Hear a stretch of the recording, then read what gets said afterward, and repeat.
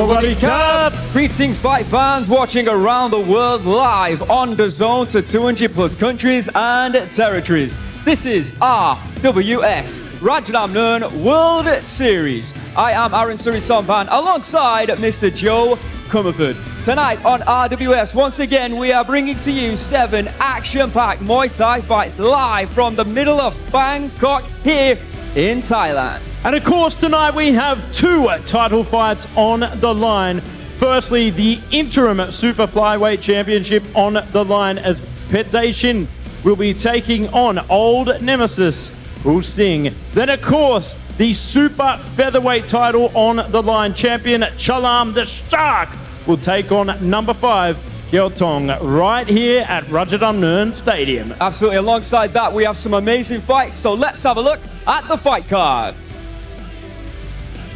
In the very first fight of the evening, Thanungern returns to take on Kirian Scouppe. In our second and final prelim, we see the return of Singburi as he takes on Chembone. Kicking off the main card and coming off a highlight viral reel, Akram Ouchibi will be taking on returnee Albert Campos. Then for the interim Rajadamnern Stadium Super Flyweight Championship, Phettechin will be taking on old nemesis Phusingha. And then the main event of the evening, the Rajadamnern Stadium Super Featherweight World title will be on the line. The current champion, Chalarm, will be defending his belt for the 3rd time here tonight against Kiwthong. And then next up, a fighter many people have been waiting to see at middleweight, Yodsaenchai from Thailand will be taking on the British Dan Butler. Then to finish up this sensational evening here at RWS, the Queen of Fire, Maria Eduarda, will take on a very dangerous debutante in Pinpetch. An amazing way to kick off April Inferno. This is RWS Rajadamnern World Series! Ladies and gentlemen, introducing your Thai warrior, Thanungern.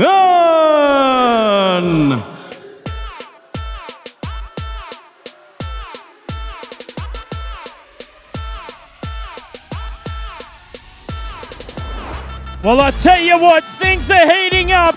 I've got my handkerchief ready, swiping the sweat off my brow as Thanungern returns 2-0. Last time we saw him, he came away with an KO in round number 1. His first fight here on RWS was a bloody mess, but came away with the win. Welcome back, Thanungern FA Group. And now, introducing your French warrior, Kirian Scouppe.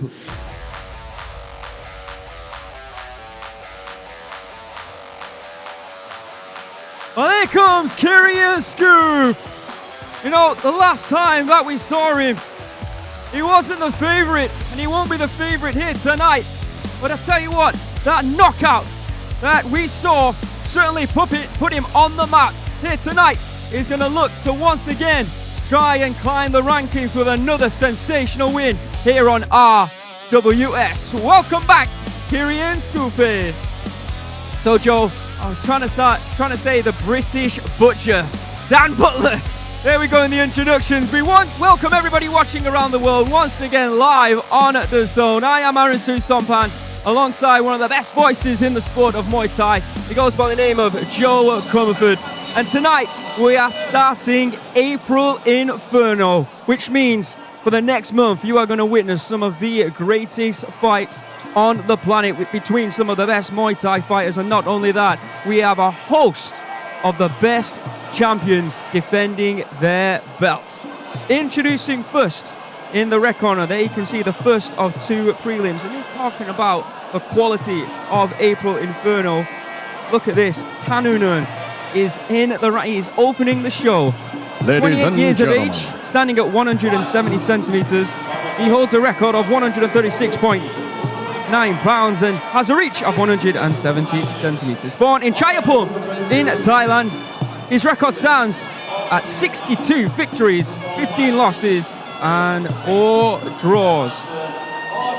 He is one of the leading head trainers at FA Group. And of course, last week, a disappointing week for FA Group. Yodsaenchai, one of the fan favorites, a legend of the sport, lost his belt to Chembone.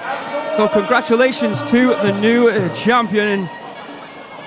Thanungern here tonight, looking to restore some pride, let's say, for FA Group. So you can hear Mr. Beer, our MC, just explain to the crowd that this is indeed the Y crew done before every traditional Muay Thai fight, going on of the masters trainers, the fighters, and indeed the gym or camp they fight out of and represent.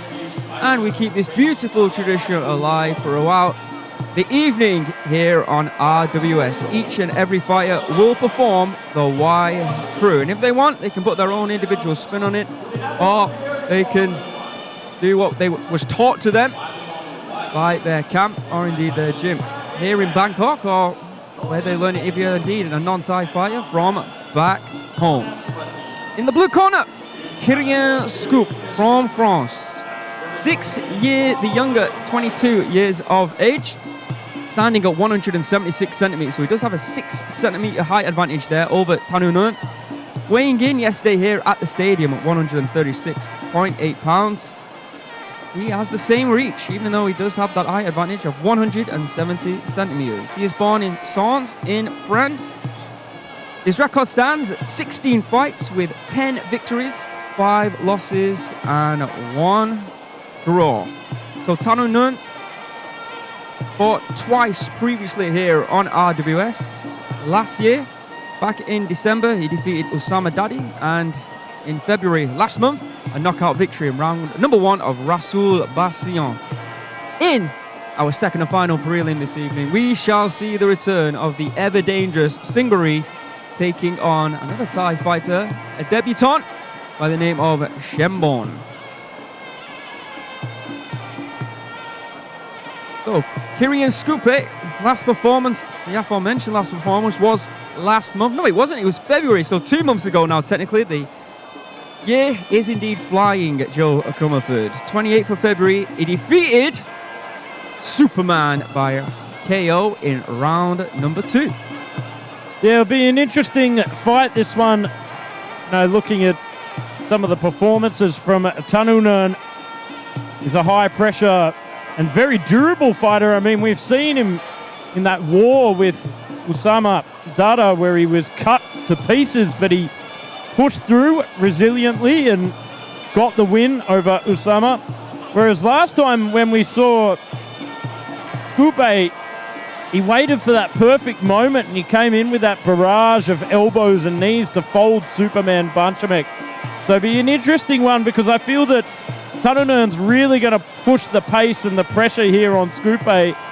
That might pay into or play into Scouppe's hands here. If we can find that moment where there's a gap in the timing, you can capitalize on that, which we saw in the Superman fight only a couple of months ago. Absolutely. I mean, all the hype was the fact that Superman was back on RWS, and everyone was pretty much excited about his return.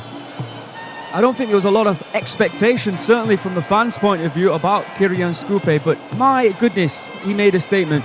That knockout over Superman was absolutely superb, and now finds himself up against, dare I say, an even more dangerous opponent in Thanungern. For Thanungern, he's been fighting at 140 pounds, but if he can make his way down to 135, honestly, I think we're looking at potential top 10, maybe even a title shot in the future, but we shall see. With the introductions, I'll now hand you over to the voice of RWS, the voice of Rajadamnern Stadium, Mr. Beer.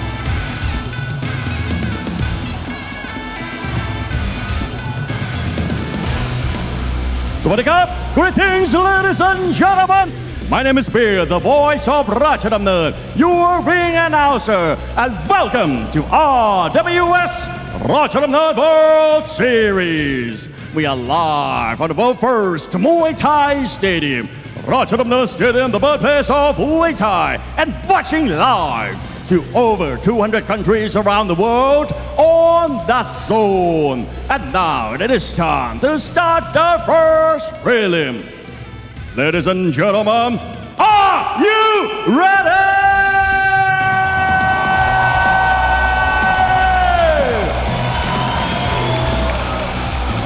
This is Muay Thai, and this is Rajadamnern. Introducing your referee in charge, Mr. Krishnat Bunyad.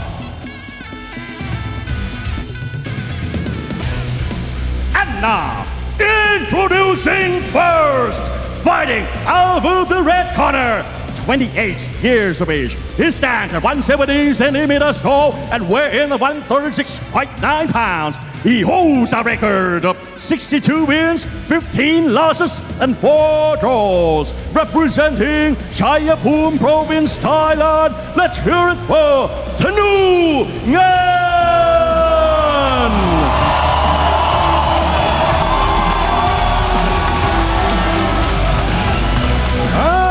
And introducing his opponent, fighting out of the blue corner, 22 years of age. He stands at 176 centimeters tall and weighs in 136.8 pounds. He holds a record of 10 wins, 5 losses, and 1 draw. Representing France, let's hear it for Kirian Scouppe.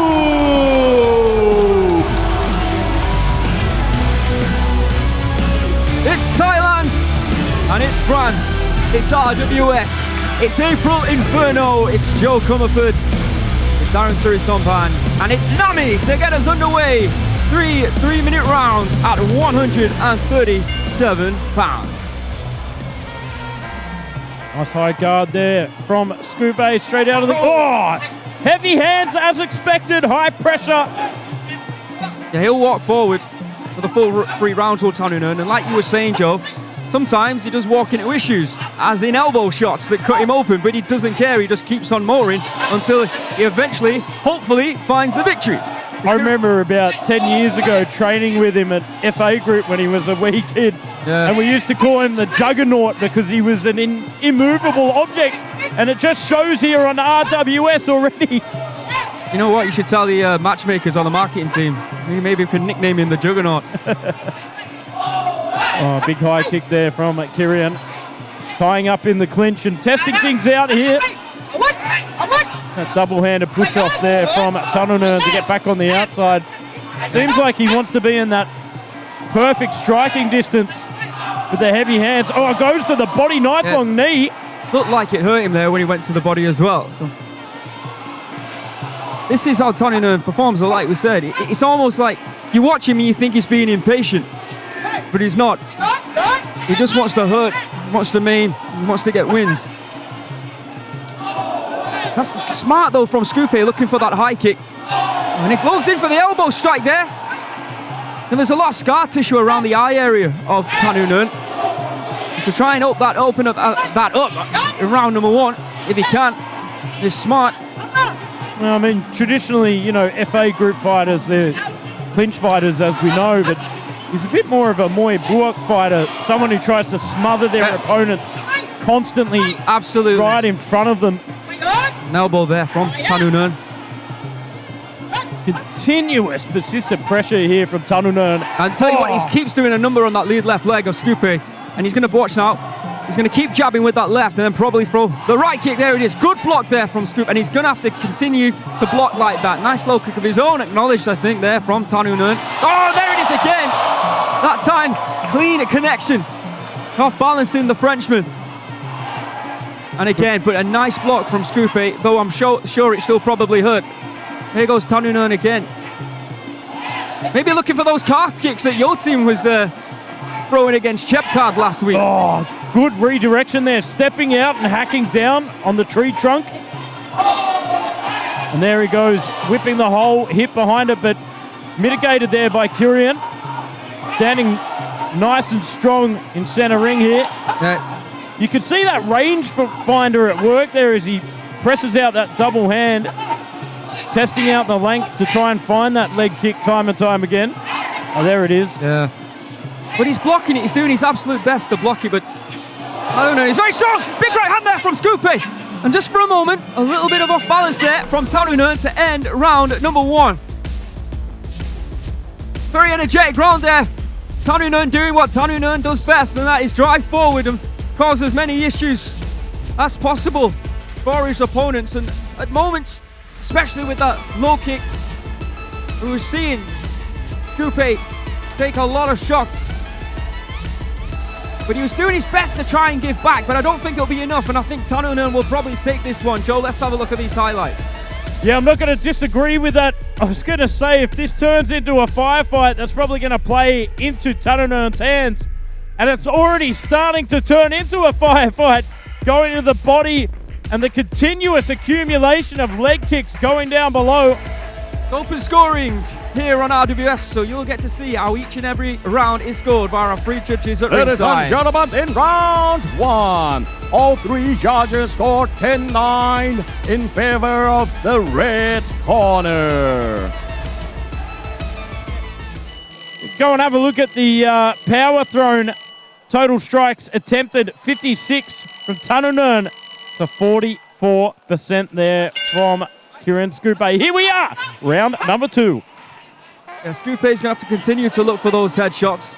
I think the high kick could work for him, and that's Thanungern trying one of his own. But how long can he continue to take shots to that lead left leg will be the question. Oh, there's the right hand once again. Connected at the end of round 1, connects at the start of round 2. If he continues like that, hacking at that lead leg, you know, we often talk about, when the Thais talk about it, it's puncturing the tyre. I feel like he's about to slash it. Yeah, there you can see 18 shots to that leg from Thanungern, just 5 back in reply from Kirian, who looks like he might have just thrown him and even connected with a beautifully timed elbow there. Oh, big teep there from Thanungern. Scouppe in return, going up high there with that left. Smart, and it's working. But there's that leg kick again from Thanungern, just to slow him down momentarily. And again, Kirian looking for that right hand. Credit where credit is due. Absolutely. Here. Kirian has a huge heart of a racehorse. Let's have a look at that left high kick. There it is again. Just solid the foot right hand. more than the shin. Thanungern trying to back him up into the corner. Good block there from Scouppe. You can see Thanungern really looking for the finish here. Oh, locked up in side control there. See in the corner there. Just sat down. Kunsuk lek or Kunsuk no, not sure which one. I think the trick is to look at the eyebrow, isn't it? Kunsuk Noi is in the corner here tonight. Good to see him back after being hospitalized. Oh, big teep to try and set up that elbow, but very well mitigated there from Kirian Scouppe. Sets up a big right hand straight through the guard, but in return, heavy fire from Thanungern, rapid nonetheless.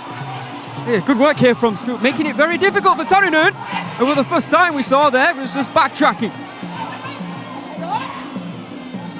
Just under 1 minute to go here in the final round, the final minute, should I say, of round number 2. Good knee there from Scouppe. Thanungern looking for that right hand, doesn't really connect with it. He's not looking for that low kick again, which is surprising me a little bit. Maybe a little bit of frustration. Thanungern is, it does feel like he's starting to tire a little bit here. Yeah. Oh, big elbow there from Scouppe. I mean, this is the turnaround that Kirian Scouppe could need. But has he done enough to win the round so far will be the question, and I'm not sure he has. Thanungern, look. Oh, big right kick there from Kirian. Oh! Has to be careful turning his back like that. Final 10 seconds here of round 1. You can see Thanungern is happy with what he's done, what he's achieved. Teep that to the face. Thinks he's going to be 2 rounds up. We shall see. A better performance there from Scouppe. See, Thanungern came out as fast as he did in round 1, but he certainly didn't finish the way he did in round number 1, Joe. You can see just how tired he is from all that workload. Let's have a look at the highlights. There's that left high kick. Like I said, more foot than shin. Beautiful left hand. And some wicked elbow striking there from Scouppe. Just deflected, and more toes, to be honest, than foot. There's that left hook. Some problems there for Thanungern. Will it be enough to take the round, I wonder? Let's find out.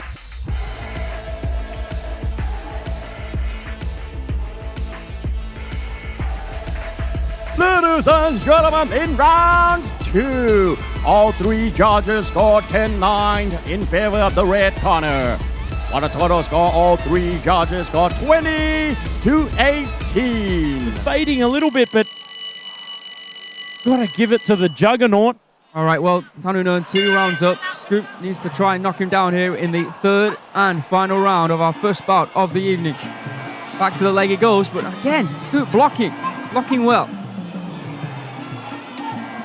Nice Little right bit kick more to on the body. back foot. Oh, and an elbow. They're connected there as Thanungern advanced. A solid right hand over the top as well on the end of that combination. Punches being thrown and landed there from Thanungern. Interesting here that he's not protecting his position. I think he knows. Scouppe will try and turn this around in his favor. I mean, we saw that in Superman's fight. Oh, big right hand there. Oh, That was a sweep. Or was it a kick? Referee going to warn him? He is. No sweeps allowed, of course, now.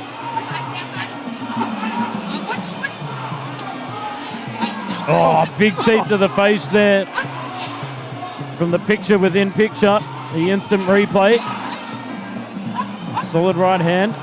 Scouppe trying to chase after him. I felt like in round number 2 when Thanungern did start to back away, Scouppe started to do some good work. So if he's going to back away, with 2 minutes remaining, huge elbow, opportunities like that are going to come his way and he's got to take them.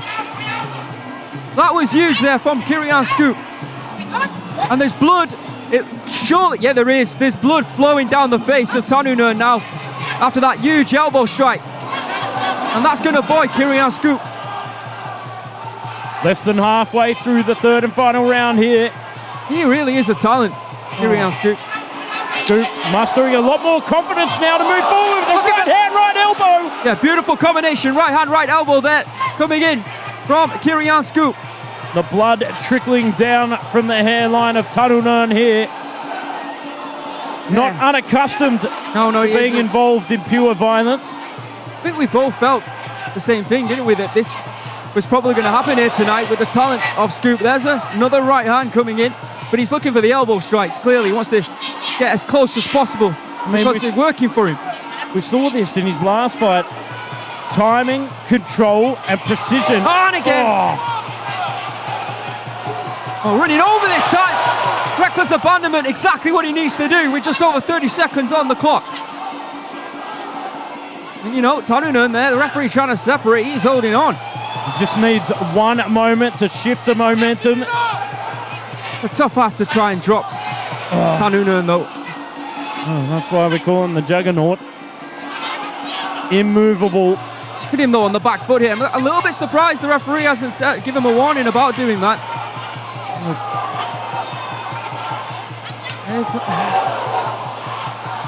Look, frustration on the face there of Scouppe with Thanungern moving back.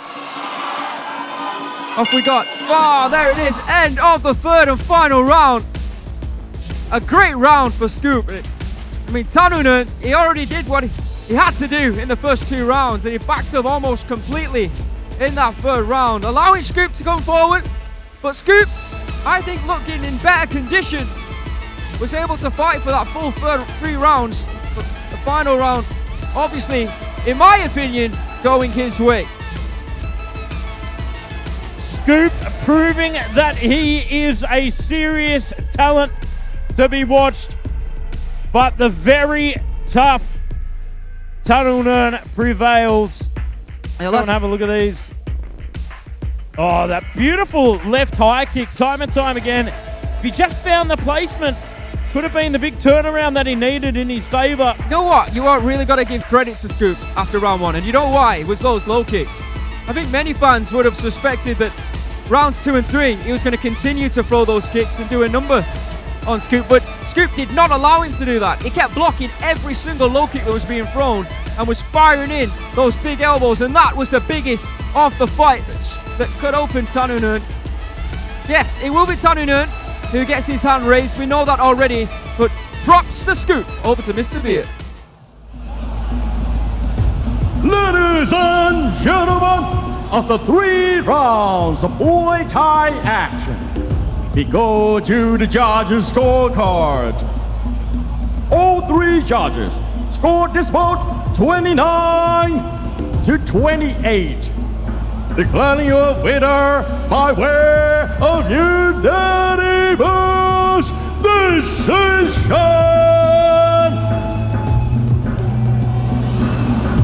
Red corner, Thanungern.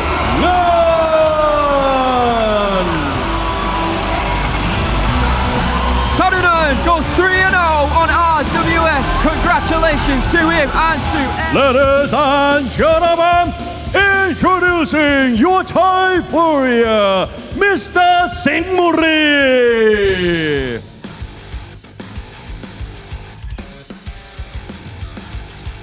Singburi returns.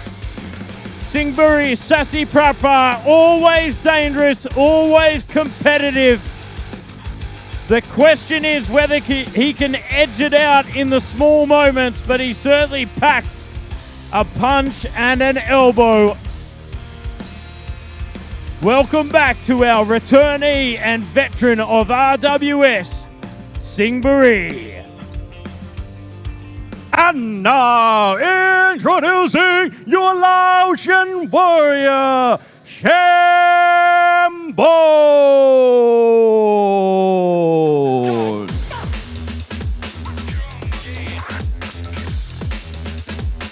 Interestingly enough, we haven't seen many fighters from Laos compete here on RWS. They have their own equivalent of Muay Thai called Muay Lao, as you might expect. And here tonight, a big opportunity for Chembone, who's fighting out of the FA group, to really make a mark on the sport and indeed on this promotion here tonight. This is our second and final prelim before we move into tonight's awesome main card. So like you said, Joe, Singburi representing Sassy Prapa Gym. Let's not forget, they indeed do have a Rajadamnern world champion in their gym right now. Goes by the name of Maria Eduarda, who is of course the current and the inaugural Rajadamnern Flyweight world champion. And I believe as I look down, he is in the corner and supporting Singburi. There you can see the tail of the tape for this fight that will be taking place just 1 pound over the flyweight limit at 113 pounds.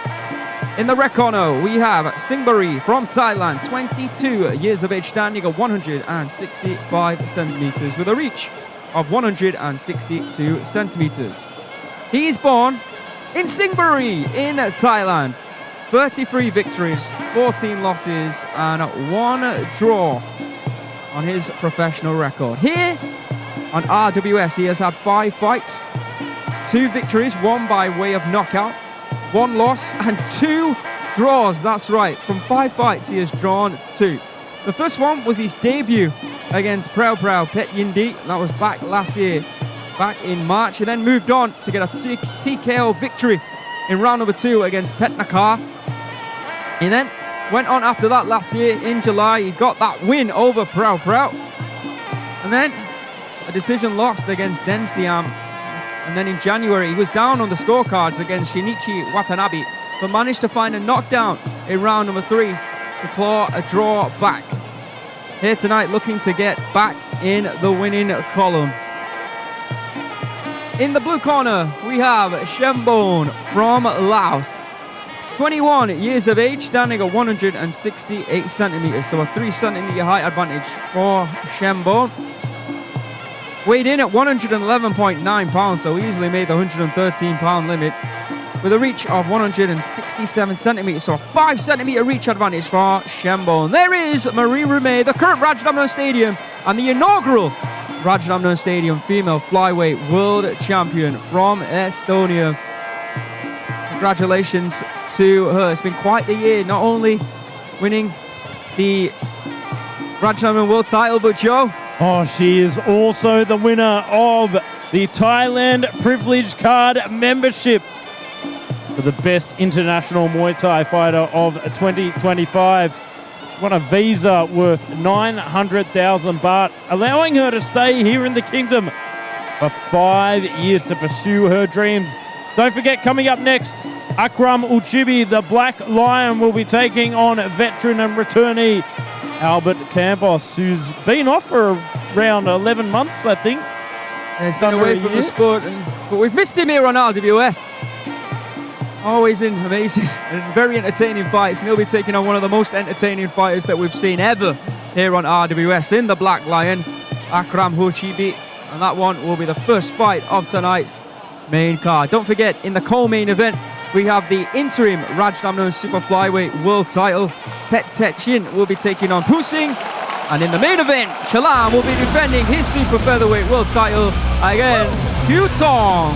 From 18 fights, Chembone is 15-3. We'll now hand you over to Mr. Beer.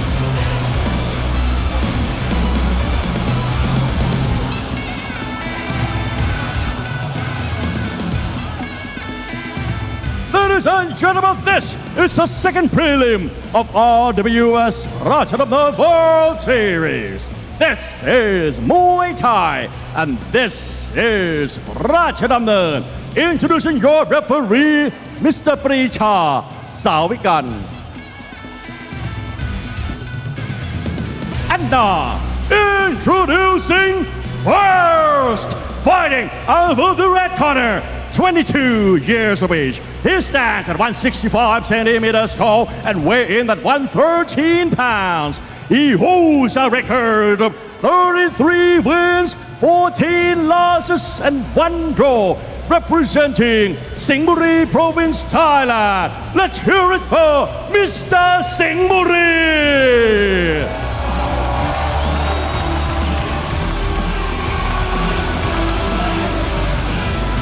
And introducing his opponent, fighting out of the blue corner, 21 years of age. He stands at 168 centimeters tall and weighs in at 111.9 pounds.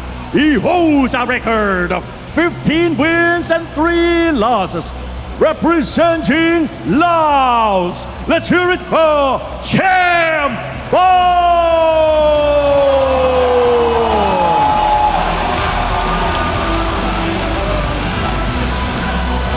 All right, here we go.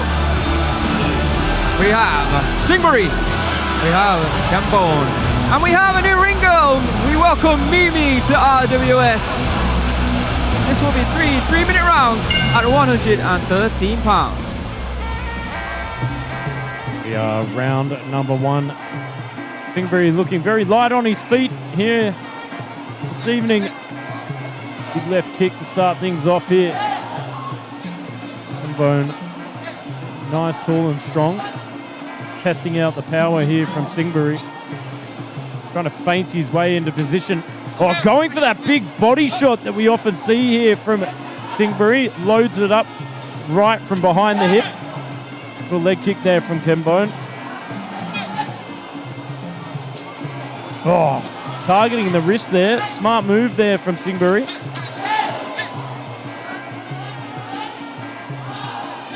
Right onto the body there, Singburi. French legend Jean-Charles Scouppe always used to say, target the wrist when you kick off the switch kick. Target that wrist because the hand will start to drop. Great strategy to employ here against heavy punches, but Side and outside kicks there. Now onto the leg from Singburi. Chembone at the moment. I wonder if he spars with Maria Eduarda. Oh, nice shot to the body. That was acknowledged there from Chembone. Both fighting at 112 pounds, of course. I'll tell you what, if he does, Maria Eduarda's body conditioning would be on point from those body shots. Oh, targeting the body with the right straight there. Depleting the gas tank here of Chembone. Yeah, once again, you can see, watch that left hand. Constantly looking for the right side of the body of Chembone. This time the right hand. Left high kick attempt there from Chembone, who is a lot taller and has a longer reach. Oh. Wow. whipping that Muscle left kick. time. Yeah, very nicely indeed. Oh, digging body shot once again. Oh, and again. Oh, beautiful. That's time going upstairs, switching levels. Can he withstand the body punishment here from Singburi? Combination upon combination here, targeting that midsection. Oh, nice big leg kick as well. He's doing a bit of a number on him at the moment. There's that leg kick once again. Cutting off the corner. Oh, That time caught.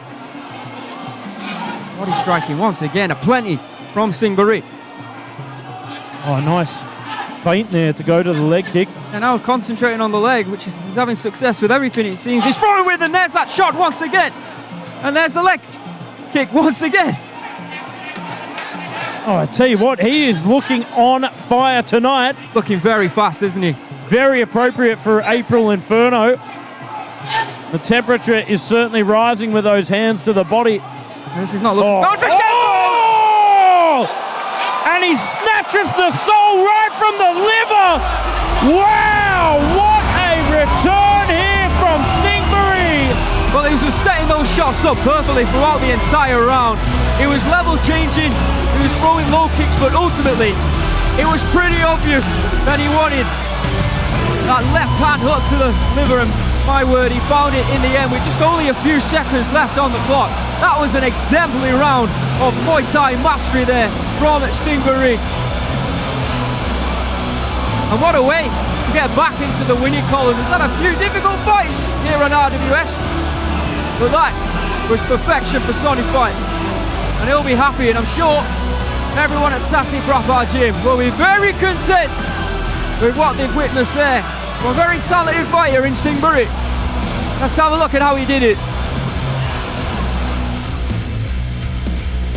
Constantly putting Chembone against the ropes, and to be fair, Chembone allowing him to get caught up on the ropes like that, and there it was, just faking with that left jab.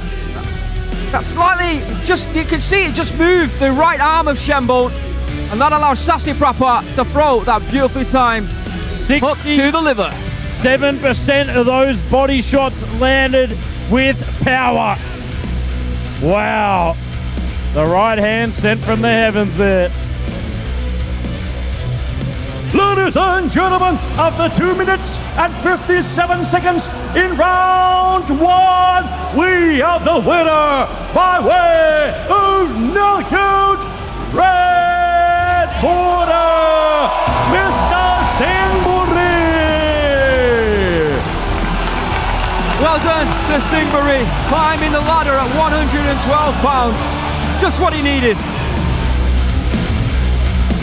Welcome back to RWS Rajadamnern World Series, and we thank everybody watching around the world live on DAZN for staying with us. After two exceptional prelim bouts, myself, Aaron Surisompan, and Joe Comerford will now be moving on to tonight's main card. And tonight we have got a double header, not one but two Rajadamnern Stadium world titles. In the co-main event, it will be Phusingha taking on Phettechin for the super flyweight interim world title, and then we'll move on to tonight's main event. It will be Chalarm, the super featherweight king, defending his belt for the third time against Kiwthong.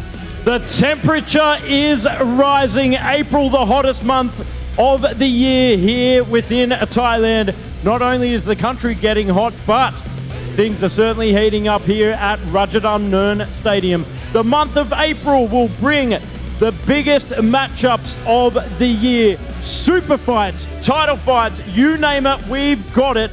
But without further ado, we'd like to welcome you to April Inferno!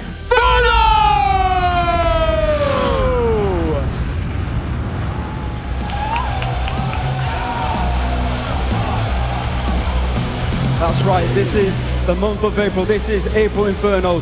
Tonight we've got Chalarm taking on Kiwthong like we talked about. Next week, Singburi will be back in action defending his belt against Igor Bikrev, and Phettechin will be taking on Petzilla for the vacant super bantamweight world title. We've also got Daniel Rodriguez back in action defending his super welterweight crown against Hercules.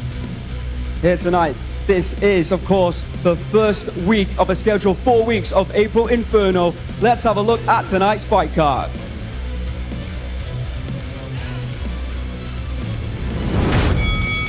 Kicking off the main card is the return of the Black Lion Akram Ouchibi taking on returnee and long-awaited Albert Campos. Then for our co-main event, the Interim Rajadamnern Stadium Super Flyweight Championship title on the line, Phettechin will be taking on old nemesis Phusingha. And then next up, it's main event time, the Rajadamnern Stadium Super Featherweight World title. Chalarm, one of the pound-for-pound best in the world and the Super Featherweight King, will be defending his belt against the number 4 ranked Kiwthong.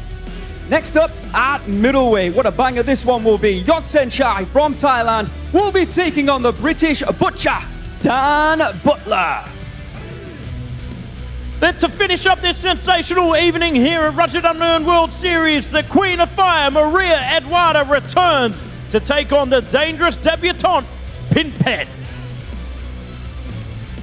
Let's get it started. This is the RWS Rajadamnern World Series Main card! Ladies and gentlemen, introducing your Moroccan warrior, the Black Lion, Akram Ouchibi.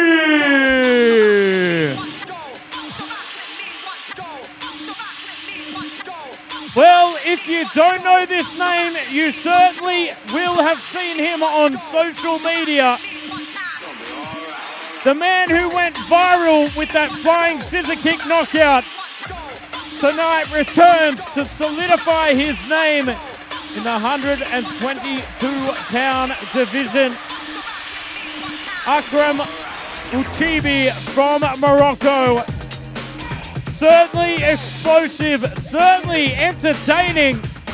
Is there another highlight reel coming? Let's find out. Welcome back, the Black Lion, Akram Ouchibi. And now, introducing your Spanish warrior, the little uncle, Albert Campos.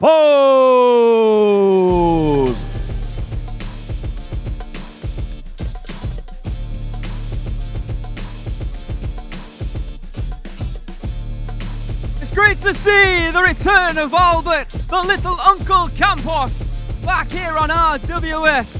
I mean, every time he steps into the squared circle here, it is guaranteed entertainment. But he's back, and he's come back with a purpose, looking to climb the Super Bantamweight rankings, as is his opponent. I'm looking forward to this one. What a way to kick off what is a sensational main card. Welcome back, everybody. Well, you enjoy tonight's fights. We've got 5 coming your way, 2 of which are Rajadamnern Stadium world title fights. But to kick off here, we have got Morocco taking on Spain at Super Bantamweight. Packed house once again at the magnificent Rajadamnern Stadium. Tailor the tape for this one at Super Bantamweight. The red corner, Akram Ouchibi, the Black Lion from Morocco. 23 years of age, standing at 170 centimeters. Weighed in yesterday here at the stadium at 121.6 pounds and has a reach of 175 centimeters. Born in El Marsa in Morocco. 18 professional Muay Thai fights, 13 victories, 5 losses. Currently 2-1 here on RWS. And of course, a big congratulations to all 3 winners of the 2025 Thailand Privilege Card membership. Best international Muay Thai fighters, Marie Rumet, Carl Tanyan, Barbara Agria, winning a total prize value of 900,000 baht to stay in Thailand for the next 5 years under the concept Friends of Muay Thai, Friends of Thailand. Absolutely, 2 champions. And in Carl Tanyan, you've got an undefeated fighter there, so well worth it. So Akram Ouchibi, like I said, he's 2-1 here. Yunis Boulem last year, and then he moved up in weight, which was a mistake, and lost to Kaimuk Kao, but that second round knockout against Alexis Contreras was special. And of course, coming up on Saturday, the 18th of April, we announced it only moments ago, Phettechin will be taking on Petzilla for the 3rd time, the Rajadamnern Stadium Vacant Super Bantamweight World Championship Super Fight. 3. And that night is incredible. Incredible indeed. And that fight was actually moved from the 25th to the 18th. So looking forward to arguably what could be the best night of April Inferno. April the 18th. Albert Campos, the little uncle from Spain, 30 years of age, 7 years the elder, and 4 centimeters shorter at 166 centimeters. Easily made weight, 120.7 pounds. He has a reach of 168 centimeters, so that gives a 7 centimeter reach advantage to Akram Ouchibi. Born in Barcelona in Spain, he stands at 32 fights, 25 victories with 7 losses. He's had 6 fights here on RWS, and his record is 3-3. Made a splash when he defeated Nurzilip back in January of 24 with a knockout. Moved on to fight the legendary John Hott. Didn't get a win that time, but it was a great fight. Coming up after this one, second bout of the evening, it's a title fight. Phettechin against Phusingha. And then, same year, 2024, a first round knockout over Mahaheng. And then a win over Dwang Sompong. But then he ended the year, unfortunately, with a loss against title contender Payman Zulfagari. Last year, the last time that we saw him was in March, and he lost to Detpet. He's actually the twin brother of the current champion, Petdet. So 3-3, but 2 of those wins coming by way of knockout for Albert Campos, former WCK and WKL world champion. The introductions for our first fight of tonight's main card will now hand you back over to the voice of RWS, the voice of Rajadamnern Stadium, the voice of April Inferno, Mr. Beer.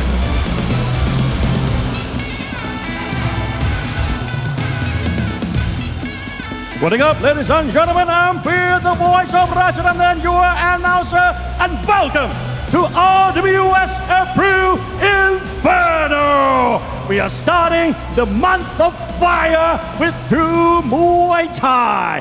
Feel the heat of battle right here from the birthplace of Muay Thai, Rajadamnern Stadium. And now it is time to start the first main card.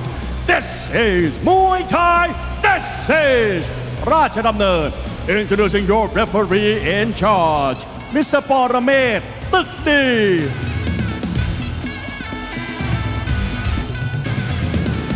And now, introducing first, fighting out of the red corner, 23 years of age. He stands at 170 centimeters tall and weighs in at 121.6 pounds. He holds a record of 13 wins and 5 losses. He is a former Kiwthong Stadium champion representing Morocco. Let's hear it for the Black Lion, Akram Ouchibi.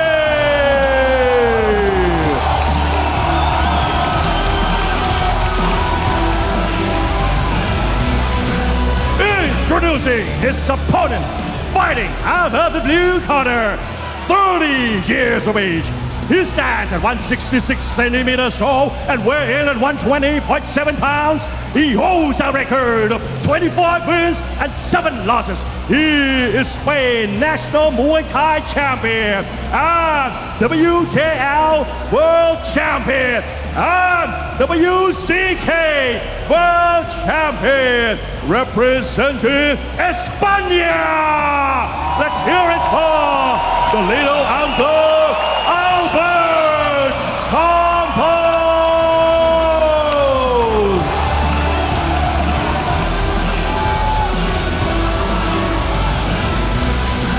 April Inferno has arrived, as has Nami, to get us underway for our first 3-minute fight in tonight's main card, Morocco versus Spain. Bit of a stylistic matchup. Oh, this one already straight out of the gate with that whipping left kick. Oh, throwing for the fences here from Ouchibi. Tell you what, he is so explosive. Really is. A little bit unorthodox as well, the way that he throws. Oh, good block there from Campos. Looking for the question mark kick. Edging forward here from Campos. Spinning back elbow. Campos grabs a hold. Oof. Bit more of a traditional style on Campos. Of course, very durable, but rebuilding here at RWS. Oh, big left kick upstairs there from Ouchibi. Switching stances momentarily. Got to the midsection. That was a good toe poke there to the gut from Campos. Almost found a right hand. Ouchibi once again. Nice little slow kicks. Just waiting. First spinning back attack once again there from Ouchibi.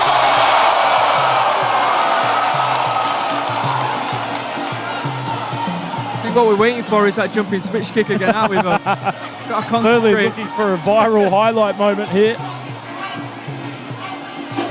Oh, see if he can crack the algorithm. Oh, good left hand.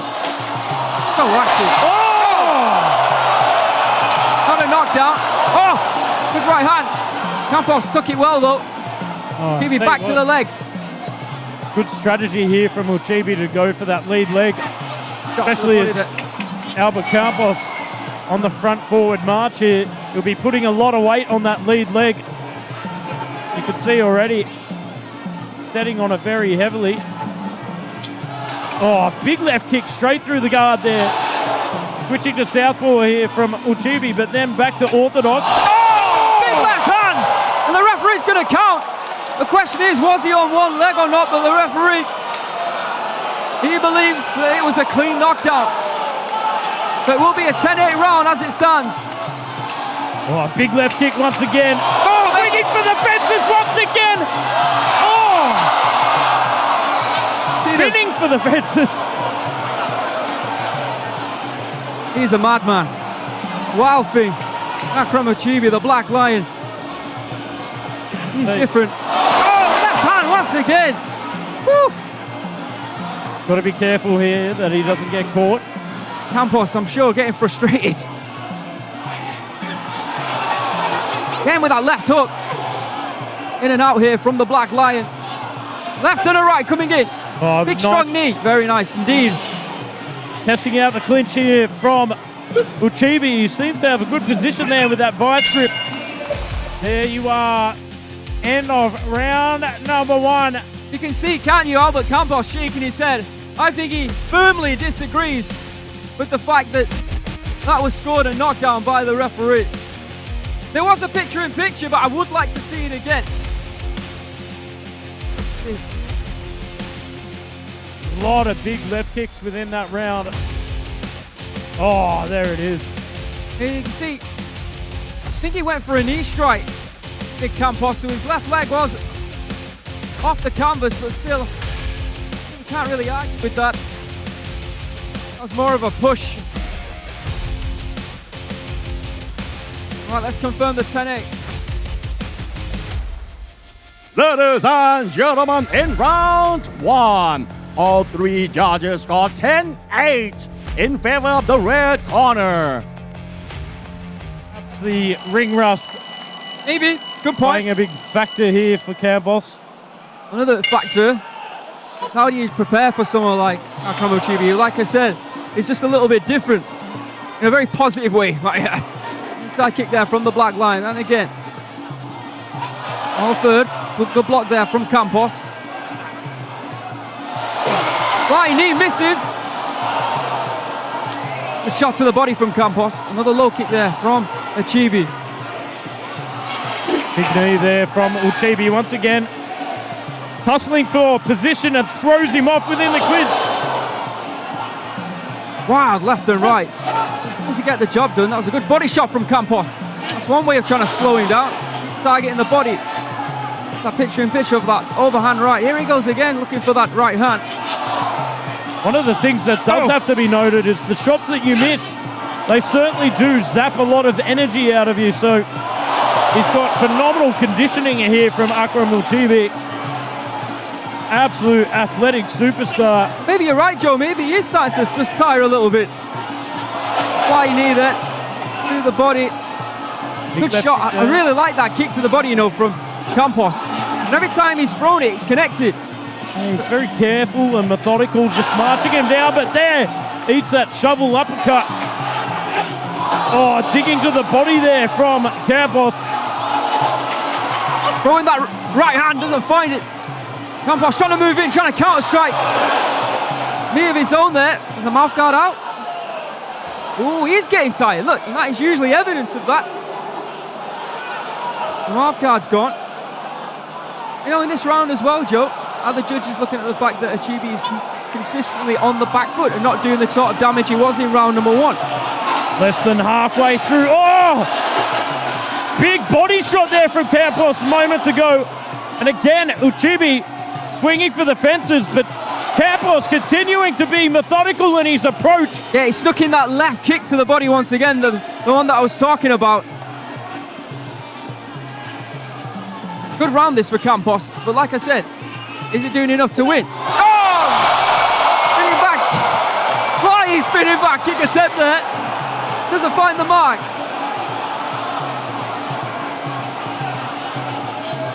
Campos again, kick to the body. And you know what? That tape to the body hurt Ouchibi. Saw him fold there for a second. Oh! Spinning back fist has rocked him. Problems here for Campos. Another right hand. He's got 30 seconds. Campos just needs to stay composed and weather this storm, but he's looking a little bit dazed right now. He is. Certainly looks like he's on sea legs here, Aaron. Absolutely. Oh, trying to tie him up, dig the knees in there. Dying seconds here of round number 2. Back to the body with that kick. Campos still mouth open here, looking a little bit weary. Nice inside kick from Ouchibi. Has he stole the round with that shot? That's the question. Oh, that's a close one. That's a close one. Very entertaining round indeed. I mean, in Muay Thai, moments can make you famous, but consistency is what keeps you there. And I think, for me, the consistent, methodical approach there of Albert Campos really shone through in the second round. But there is also that argument, that big right hand that seemed to rock him. The spinning back fist there. Let's go and have a look at it. Good job. Albert Campos was moving forward that time. On a teeter-totter's edge. This is the question mark, isn't it, now for the judges to answer. Was that enough to steal the round? Or did Campos do enough over the full 3 minutes? Ladies and gentlemen, in round 2, the first judge scored 9-10, the second judge scored 10-9, and the third judge scored 9-10. On a total score, the first judge scored 19-18, the second judge scored 20-17, and the third judge scored 19-18 in favor of the red corner. Right, well, there you have it. He was having a bit of success there in the second round, targeting that body with those teeps, the knees, even some body punches there. So we'll see, but he needs to keep those hands nice and high.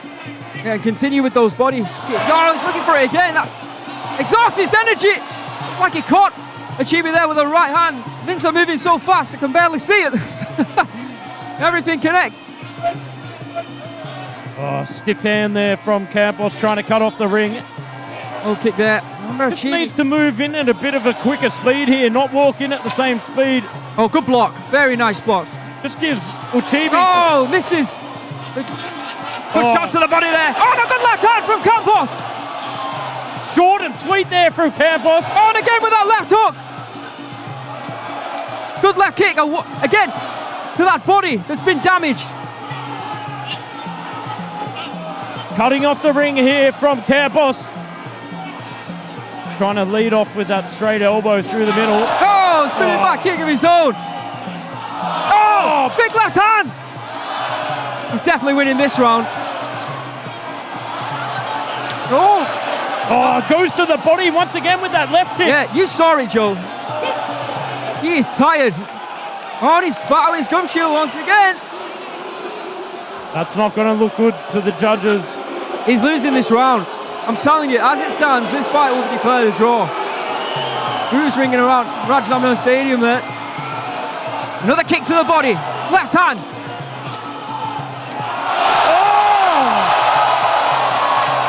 for a moment there, we're going to see a knockdown. I thought we were going to see the referee count. He's going back to the body once again. Another trip there.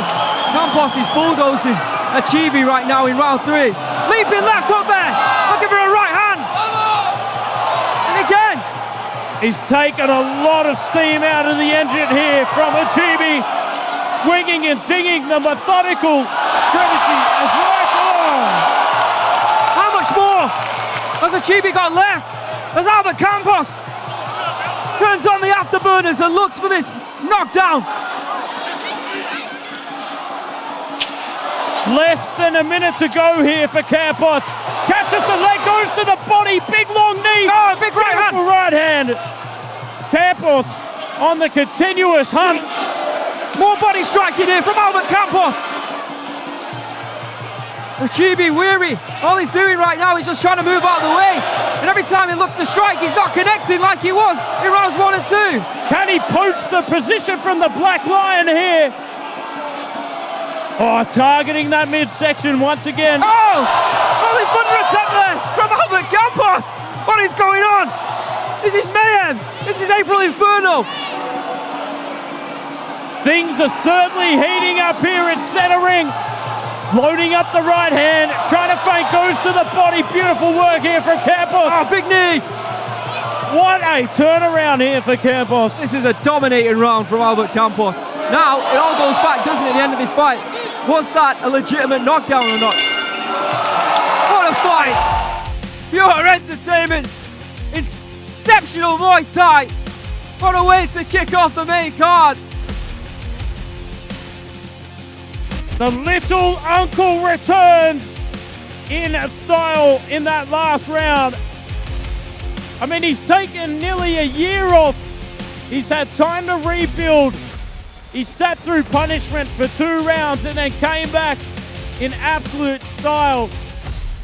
If we do the math, it may not go in his favor, but credit where credit is due. It's all about that. Yeah, that knockdown.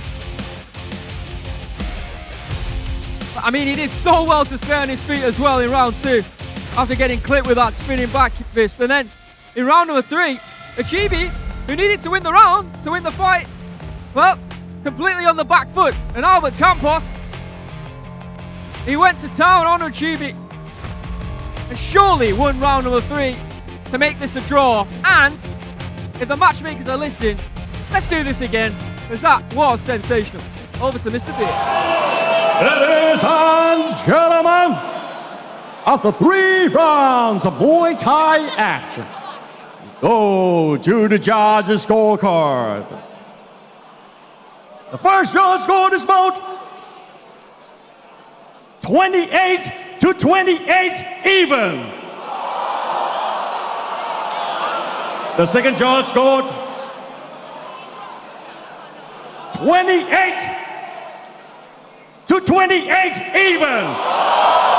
And the last judge scored 29-27. Declare a majority draw.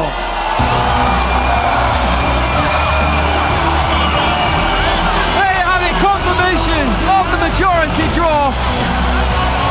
Albert Campos fighting back from that knockdown. And like I said, we need to do it again. People on their feet showing appreciation for these 2 warriors. Welcome back to RWS Rajadamnern World Series. It is now time for the first of 2 Rajadamnern Stadium World title fights. And this one will be for the interim Rajadamnern Stadium World Super Flyweight Championship. Joe Comerford, break this one down. This one a rematch. These 2 have fought before, but we are bringing it here for an interim title. Phettechin has been building a lot of momentum in the world of Muay Thai and as well right here at Rajadamnern Stadium. Tonight, if he gets the job done, he could possibly become Bang Sen Fight Club's first Rajadamnern Stadium champion. Of course, he'll be coming up against Phusingha. Phusingha has lost against Phettechin in the past, but he has one of the best knees to strike ratio here at Super Flyweight, and he's going to have to use that power here tonight. This is your RWS Rajadamnern World Series co-main event.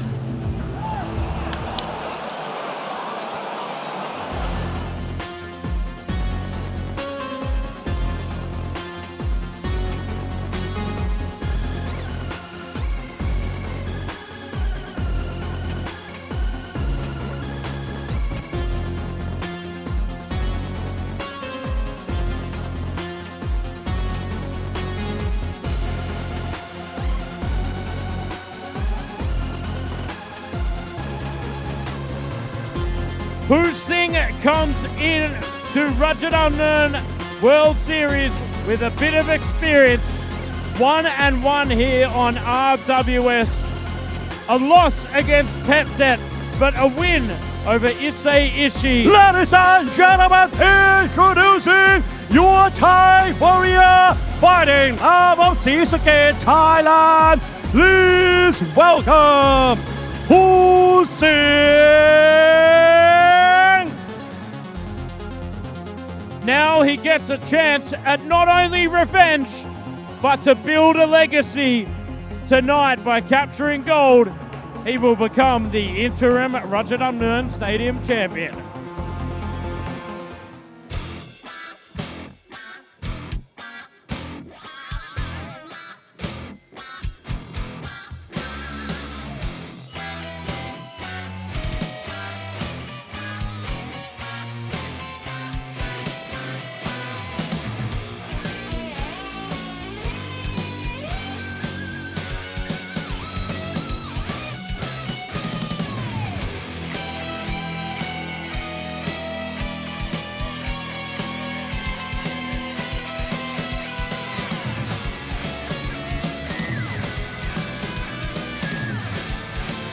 And here comes the favourite for this one, and the reason I say that is that he has a win over his opponent, of course, and that is Phettechin.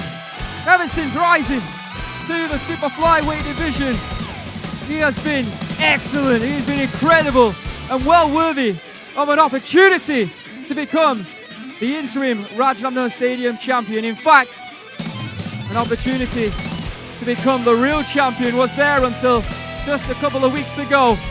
But Phettechin is looking to make history not only for himself, but his gym in Banksem Fight Club. A fight club and a fan club that has seen all expectations in the sport of Muay Thai. But is there pressure on Phettechin? Is he going to feel it? Is he going to be able to perform as he did in the last outing? We shall see. Ladies and gentlemen, introducing your Thai warrior, trains out of Bangsan Fight Club. Please welcome Phettechin.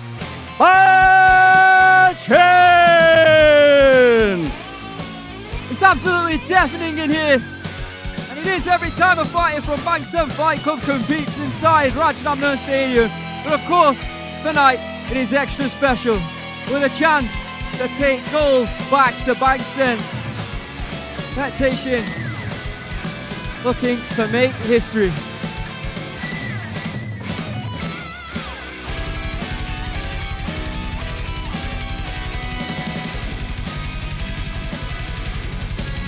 Let's see if he can do it.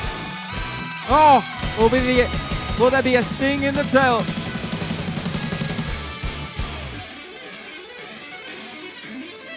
This is your co-main event of the evening. The interim Rajadamnern Stadium Super Flyweight World title on the line. Coming up after this, of course, we have Chalarm taking on Kiwthong for the Super Featherweight World title. This is the first of 2 title fights here on this April Inferno, the very first of 4.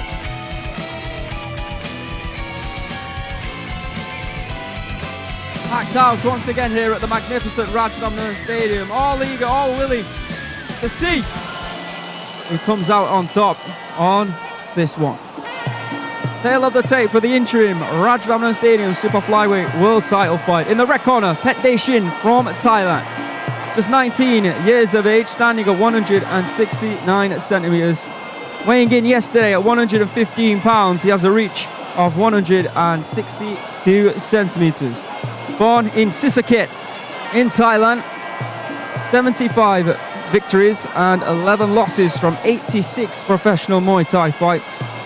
Training at a Banksem Fight Club, best fights against Sangfa, Putin and Phusingha. Is the current Pride TV Super Flyweight champion.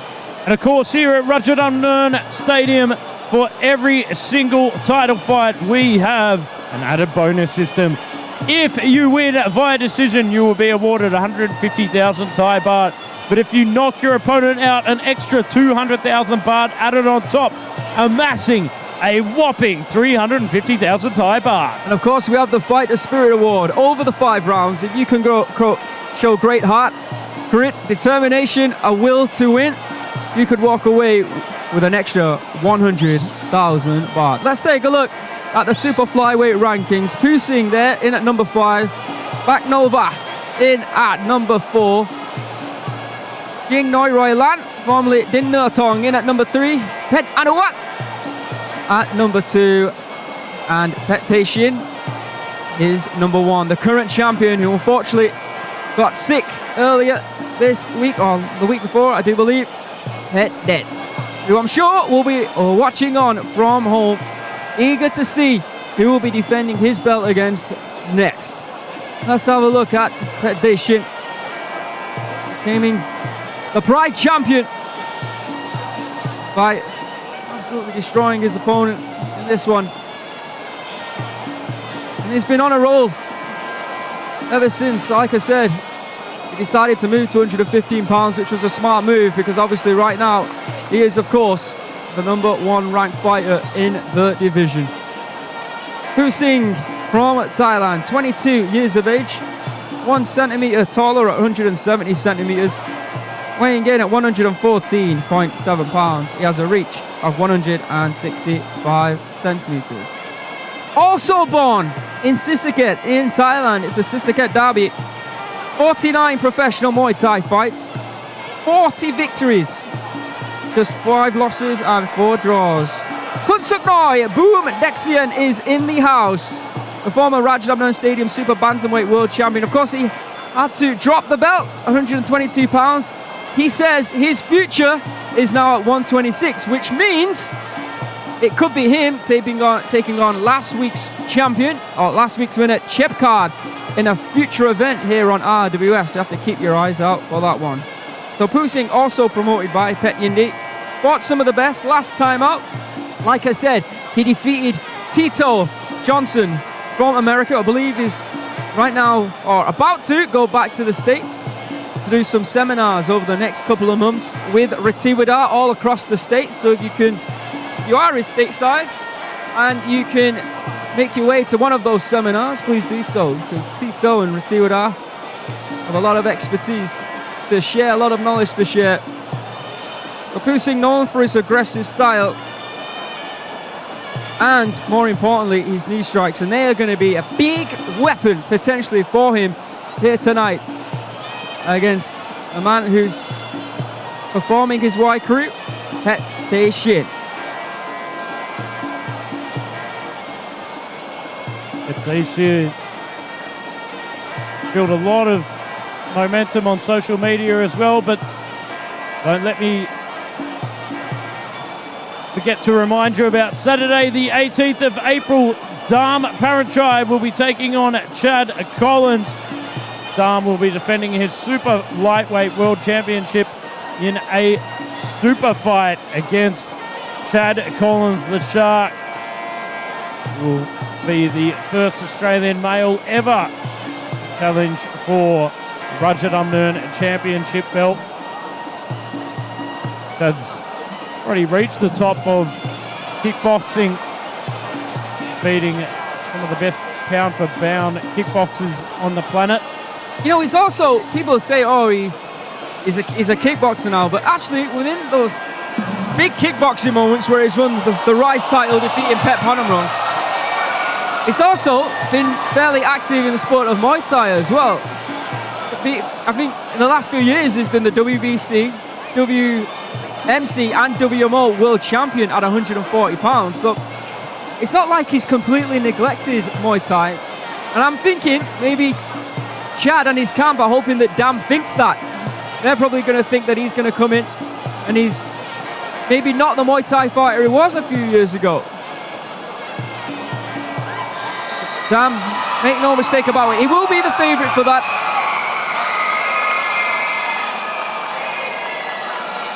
Don't forget, coming up after this one, the big one, it will be Chalarm Paranchai, the super featherweight king, defending his belt for the third time against Kiwthong. Co-main event of the evening, the interim belt is on the line. And we shall now get the introductions from our MC in the ring, Mr. Beer.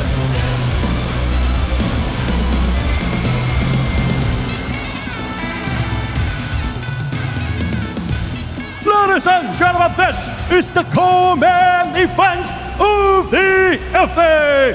This is the interim Rajadamnern Stadium Super Flyweight World Championship. And now, ladies and gentlemen, we are live for the broadcast of Muay Thai to over 200 countries around the world.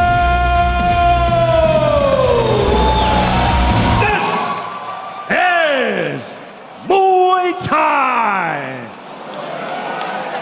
And this is Rajadamnern.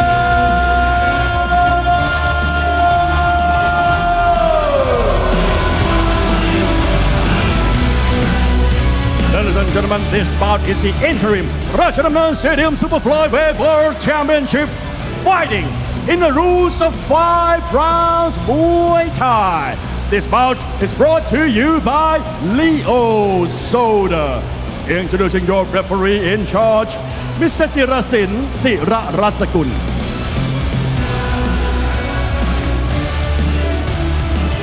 And now, introducing first, fighting out of the blue corner, 22 years of age. He stands at 170 centimeters tall and weighs in at 114.7 pounds. He holds a record of 40 wins, 5 losses, and 4 draws. He is Phettechin the promotion fighter, representing Phusingha, Thailand. Let's hear it for Phusingha.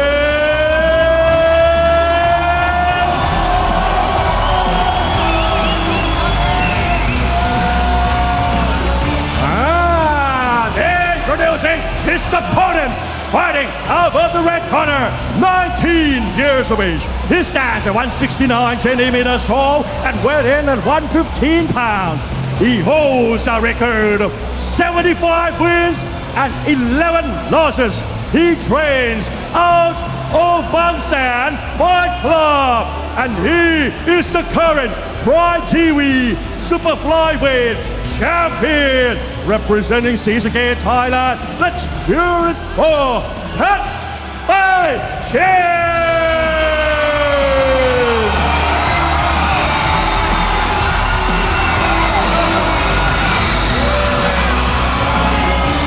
All right, here we go. It'll be Mimi to get us underway for our first of 2 title fights here this evening. A rematch from Christmas of last year. The winner will walk away the interim champ. Revenge or repeat? Let's find out. 5 rounds of interim championship action. Oh, a big left kick there from Phusingha, setting up that right hand. It's a fast start here from Phusingha, an aggressive one. Oh! Cracking right kick there from Phettechin. That was very louder than his fan club. And that's loud, my word. There's no love between these two. Another whipping right kick there from Phettechin. Oh, beautiful straight right hand, but met with that left hook there from Phettechin. Seems like Phusingha taking a little step off the gas now. A good block there. Felt the power of Phettechin. A little bit more apprehensive, I feel. Oh, kick, right hand. Nice display of balance there from Phettechin. Good left kick on the end of that exchange, but loads it up to the right hand, tries to go in for the elbow. You know, Joe, I'm so glad they put the Bangsan Fight Club fans behind us.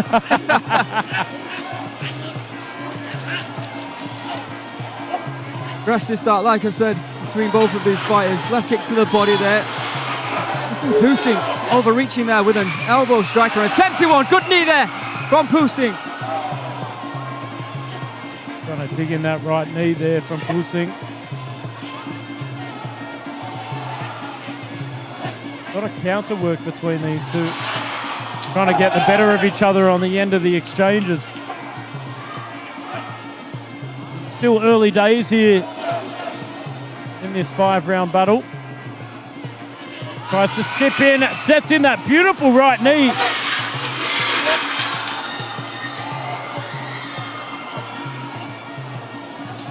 Oh, good return there from Phettechin. You can see both fighters are targeting the body. Neither really getting through. Getting closer now. See, both fighters' defense is starting to tighten up. Just as I say that, right hand there from Phusingha. Left knee from Phusingha. I think that was a right elbow, or left elbow, sorry, that connected for Phettechin. Good positioning there from Phusingha, just locking up the body, trying to shut it down. Good display of balance there from Phusingha as well. Not allowing the aggressor to come forward with that cross block. Side control there. Oh, big knee there from Phusingha. We saw on the stats, didn't we, that Phusingha's knee ratio to, it's a Ishe from Japan. It's the best ever in a super flyweight bout here on RWS.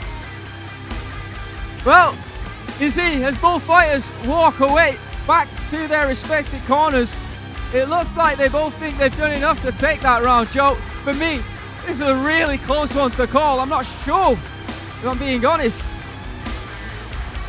That was an incredible start, and nearly an ender if it would have connected flush from Phettechin. Looking for Phusingha, a little bit short of the mark. Right hand there from Phettechin. Kicks to the body are plenty from both these two, but a lot of them were deflecting off the gloves. Tough one to separate. Let's find out who wins round number one.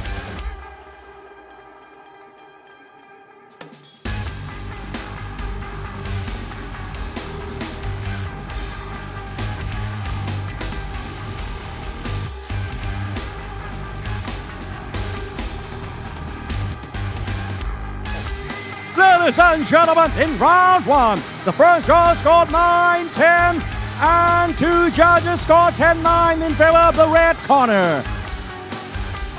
And their body shots 54% to 46% against Phusingha. 50% each to the legs, so pretty even Stevens down the middle of the statistics there. Just Phettechin slightly edging it over in terms of shots landed. Oh, right kick straight out of the gate to right hand there from Phettechin. You can hear the fans behind us cheering on Phettechin with every strike. Oh, once again.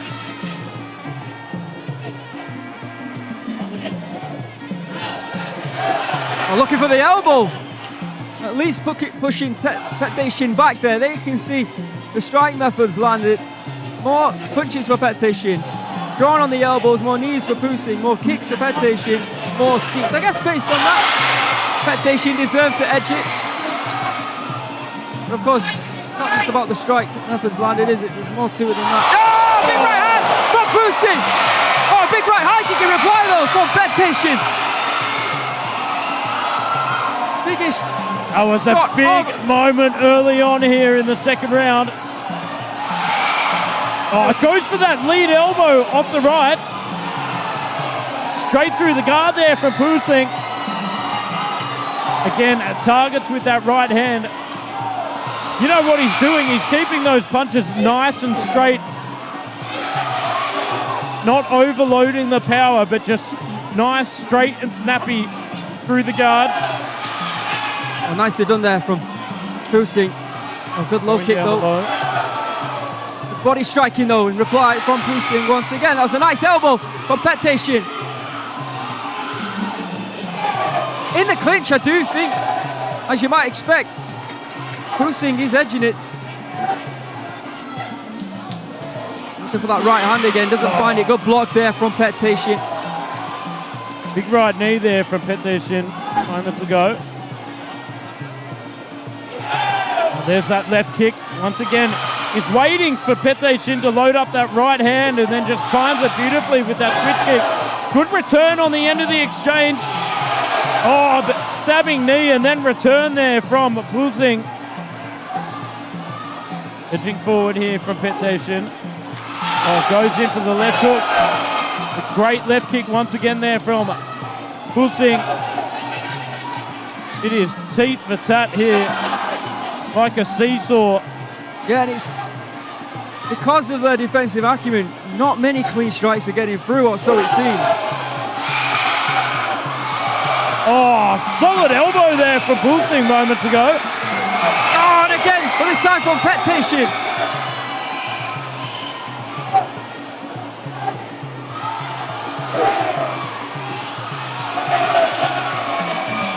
Oh, locking it down there from Phusingha. We come into the dying seconds of round number 2. Edging forward here from Phettechin. Oh, gets in the last left knee of the round. And it could be that final strike that separates these two once again, Joe. Another really close round. Really intricate Muay Thai that you understand. Really difficult once again to separate these two. Let's have a look at the highlights, see if that helps us at all. Attempted elbow wide of the mark, actually blocked. But that right hand certainly found its mark. I certainly think that Phusingha was controlling the action within the clinch and shutting down a lot of the aggression there from Phettechin. But on the end of some of the exchanges, Phettechin was getting the upper hand, just that last moment, the last kick. So I have to see what the judges have to say.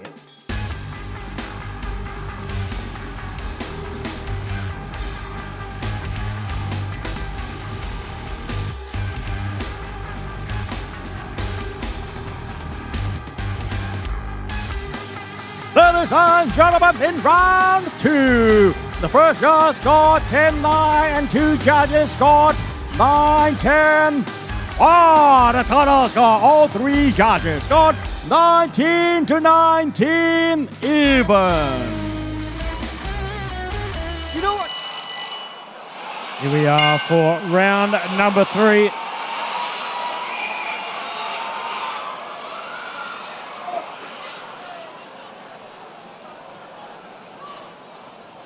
It's razor's edge stuff, really is. Oh, beautiful big right knee from Phettechin to start off the round. Turn fire. Phusingha. Great work though from Phettechin on the back foot. A lot of forward momentum here from Phusingha, trying to lock up inside the clinch. Looks like there's a bit of a look of concern on the face there of Phettechin. You can see the strike methods landed around 2. 34-31 in favor of Phusingha. Just showing you how close that second round was. Oh, solid aggression here for Phusingha.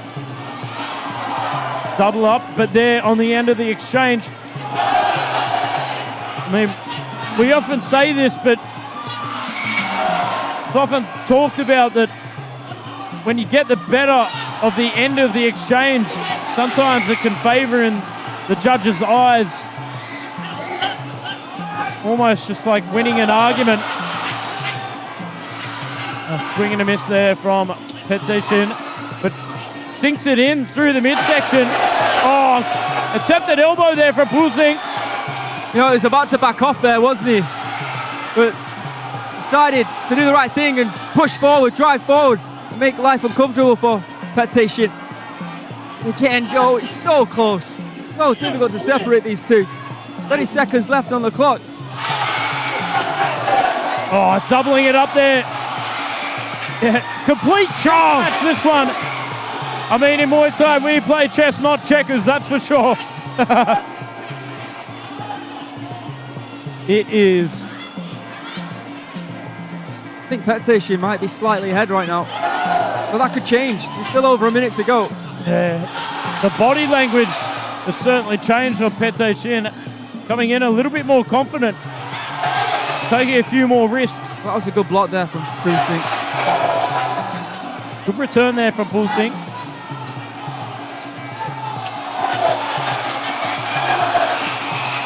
Oh, this is playing into be a thinking's man's game. Absolutely.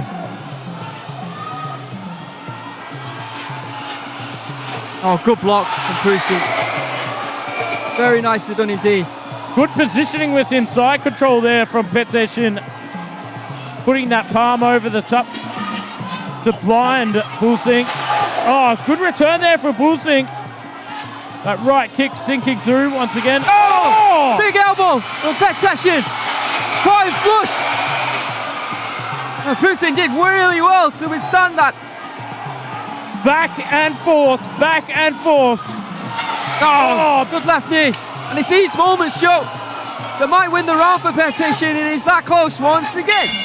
And a round 3. Big moments at the end of the round for Phettechin. Previous to that, we were going back and forth once again throughout the entire 3 minutes of that round. Could just be that the last 30 seconds or the last 10 seconds has decided the round. Let's see if we can work out who wins. Or wins this round via the highlights. Something the judges can't see, of course. And this is the whole round. It was going back and forth. That beautifully timed elbow right at the end of the round. Like I said, it might just be the difference maker. It's that close. Oh, what a knee that is. Oh, solid right hand there from Phusingha. Followed up with that attempted elbow. The elbows haven't quite found their way through the guard yet there from Phusingha.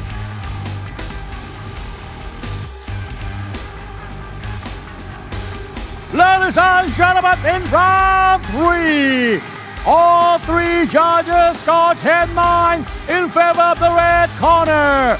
For the total score, all 3 judges scored 29-28. Not over yet. We're past the halfway point. Phettechin is up. Here we go. Coming into round number 4. There you can hear the very loud fan club behind us. Tell you what, get my ears checked tomorrow. Oh, big left kick there from Phusingha, followed up by a right. Lot more spring in the step here from Phusingha in the 4th round, coming out of the gates. Yeah, Phettechin looking to play it tactically and safe, utilising footwork. Oh, nice right kick to hip block there from Phettechin. Great strategy to stop aggressive fighters in their tracks. There, you can see it again. Beautiful work. Balance like a Russian ballerina on the tippy toes there. Steps into the clinch to try and shut it down with those underhook guards. It's moments like that that we just witnessed where Phusingha has to try and fire in counter strikes as quickly as possible. Can't allow Phettechin to dictate the play.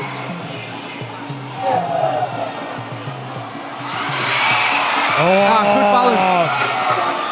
Attempted cheeky sweep, the takedown there from Phettechin. Luckily caught there by the referee. I love these highly nuanced kick battles between high-level Muay Thai fighters like this. That was a good left kick there from Phusingha. That looked like it hurt that side of his body, but Phusingha got to move forward just a little bit more. And he's just counting himself out of range. As he said, not stepping in enough. Giving Phettechin the advantage to explode in. Yeah, at least recover. Oh, another fine kick to the body there from Phettechin. Utilising that right kick of his to the left side of the body of Phusingha. And again. Oh, nice right kick, but just slightly missing the mark to put any damage onto Phettechin. Again, as you said, he's just not getting in close enough. Catches that kick. Great return there from Phettechin. You see Phusingha trying to claim victory in round 4, but he's done enough right now. Yeah, I'm not sure I felt that as well.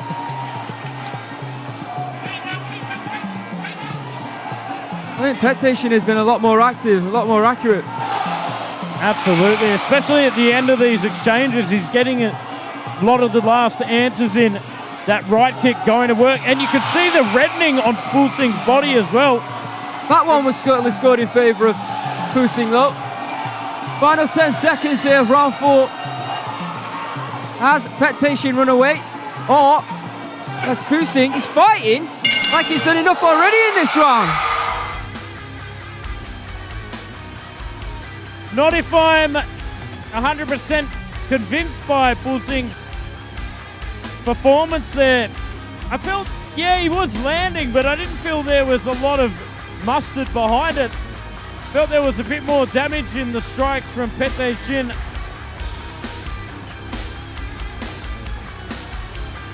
As I said, getting the last answer in on these exchanges is so important in these kick battles.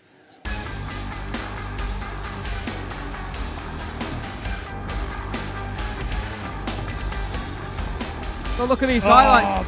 That is the shot of the round, in my opinion, that should probably win Phettechin the round, but I'm not a judge. Let's find out how they scored it.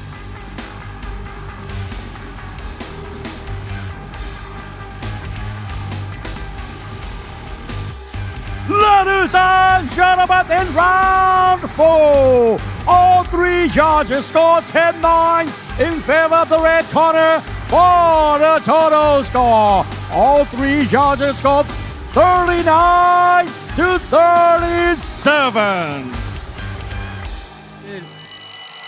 Damage is everything. All right, here we go. Phusingha needs a knockout. Or, if he scores a knockdown, it'll be a draw and there'll be no interim champion. We could do it that way.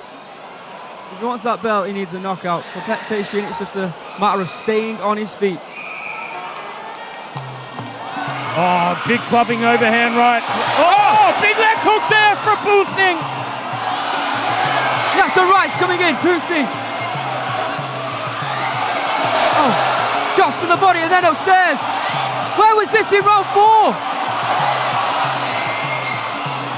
Taking the fight directly and causing issues for Phettechin. There you can see the kicks landing in round 4. But for me, got the job done. Phettechin 21, Phusingha 14. Big elbow strikes from Phusingha. Just looking into the corner of Phusingha, they're telling him punches in bunches. Keep going with the heavy combinations. Will we see that targeting the body? Big overhand right, but smart job here from Phettechin. Lock it up, run down that clock.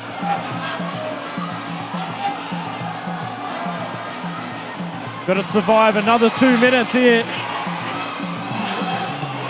You can see the spark in Phusingha's eyes here, building a lot of confidence after that last exchange where he was targeting the body. Marching forward, almost sprinting in fact. The Usain Bolt method, straight to the corner. But they're neatly locked up there from Phettechin. Again, just playing it safe. Doesn't want to take too many risks here. Oh, nice underarm lock there to shut it down. Went in danger's way, played it safe. Don't need to take any unnecessary risks. Oh, big body shots there. High caliber artillery straight out of the nozzle there from Phusingha. But neatly locked down there from Phettechin. Oh, swing and a miss there, entering the matrix there from Phettechin.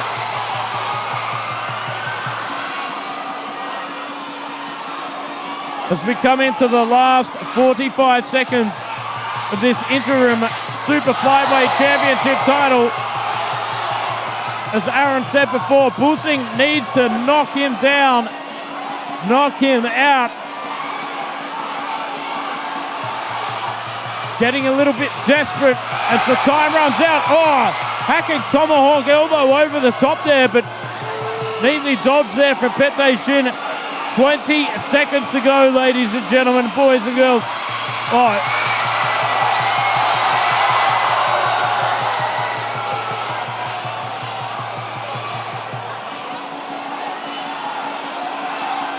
Here we are, dying seconds. Phusingha needs something big here. Perhaps a Hail Mary. Big knees here for Phusingha. But there we are, ladies and gentlemen. What a performance there from both gentlemen. Phusingha fighting right to the end. Phettechin playing smart, calculated, cerebral. A fine chess match between these two young gentlemen. But I feel it is a repeat here for Phettechin. Finally up on the scorecards.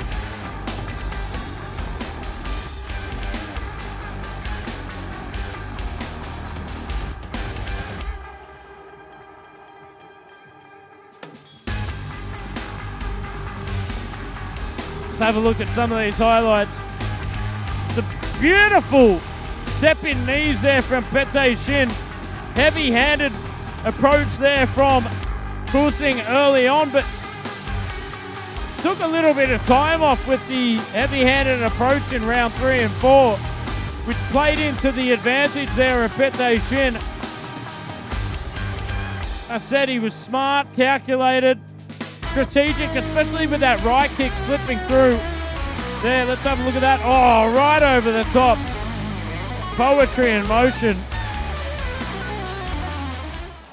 Ladies and gentlemen, for Rajadamnern Stadium World Championship, we would like to introduce the Deputy Stadium Manager, Miss Pinpetch Panyalak. And introducing the Chief Marketing Officer, Mr. Nat Saran Ladawan. And now, ladies and gentlemen, after 5 rounds of Muay Thai action, we go to the judges' scorecard. All 3 judges scored this bout 48 to 47. Declaring your winner by way of unanimous decision and new interim Rajadamnern Stadium Super Flyweight World Champion,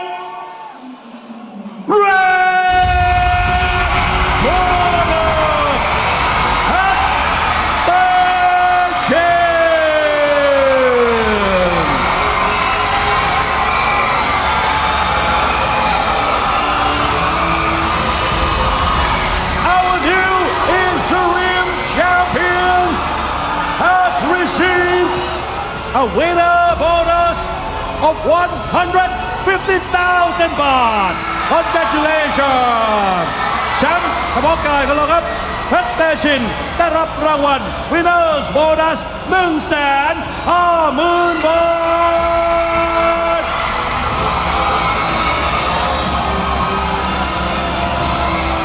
Alright, I'm here with the new interim champion. We got a word with Phettechin. Phettechin, you fought him before. How different was this fight?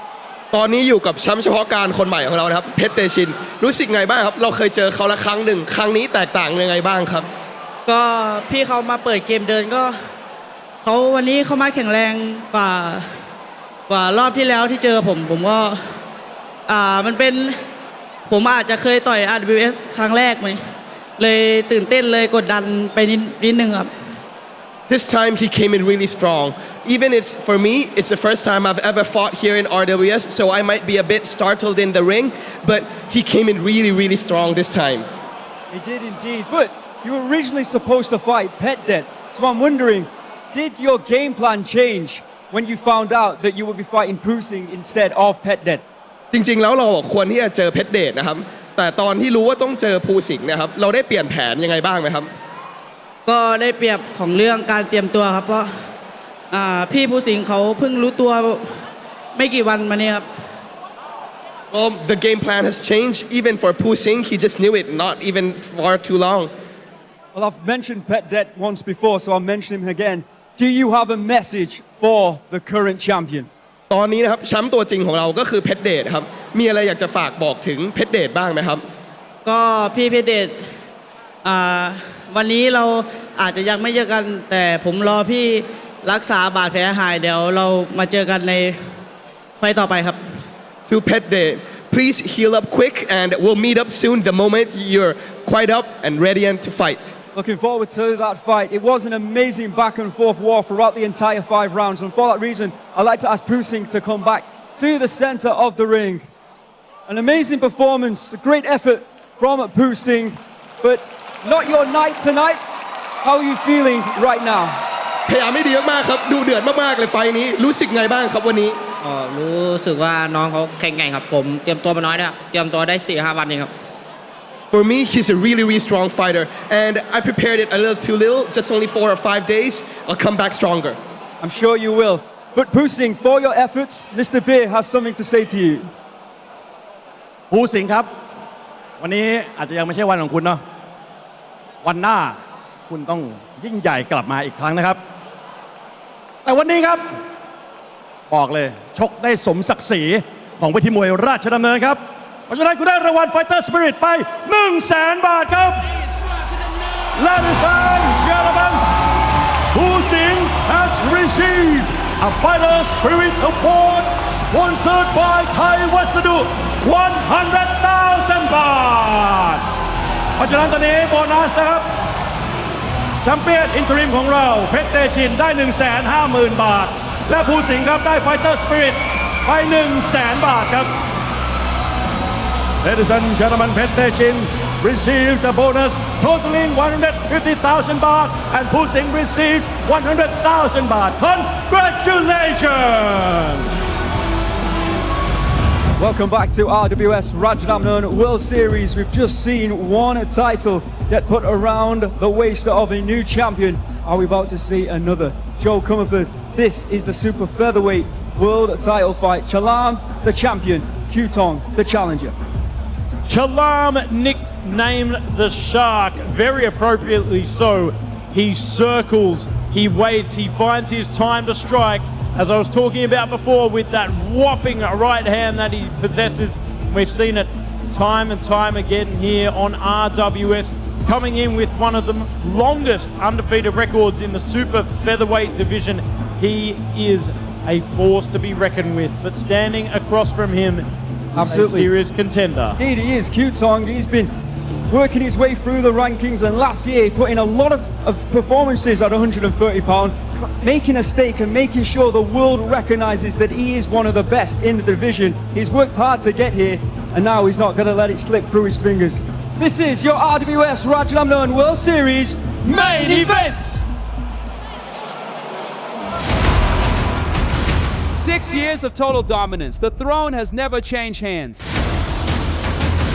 One shark, 0 rivals.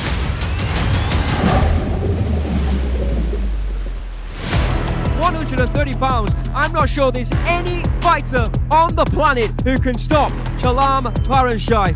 He enters his 7th straight year undefeated. But a new predator has arrived. Kiwthong, a 20-year-old sensation with over 100 battles, who has climbed the divisions to end the reign of Chalarm. ไม่หนักใจครับไม่มีความกังวลอะไรเลยครับไปลุกแน่นอนครับมั่นใจครับปิดเกมได้ปิดเลยต้องสวมบทบาทให้สมกับแชมป์แล้วก็ชื่อของเรา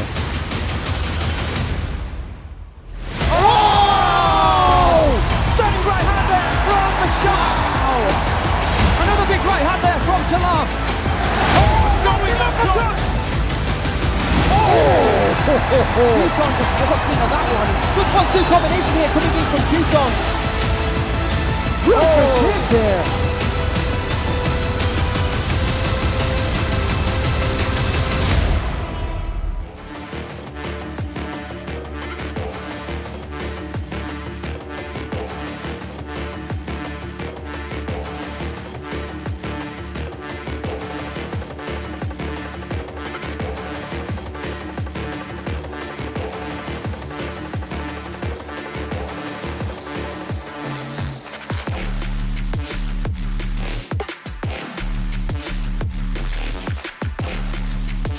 comes the challenger.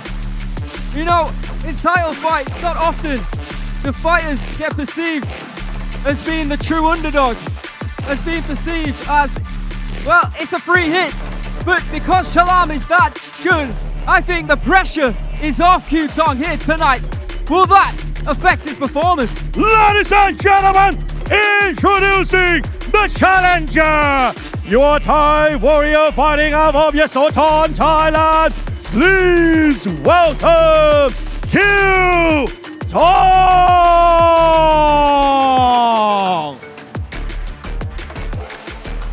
He has worked ever so hard to get to the top of the super featherweight division, and now the chance of a lifetime has presented itself. Can he do what not many of the Muay Thai media believe is possible and get that belt?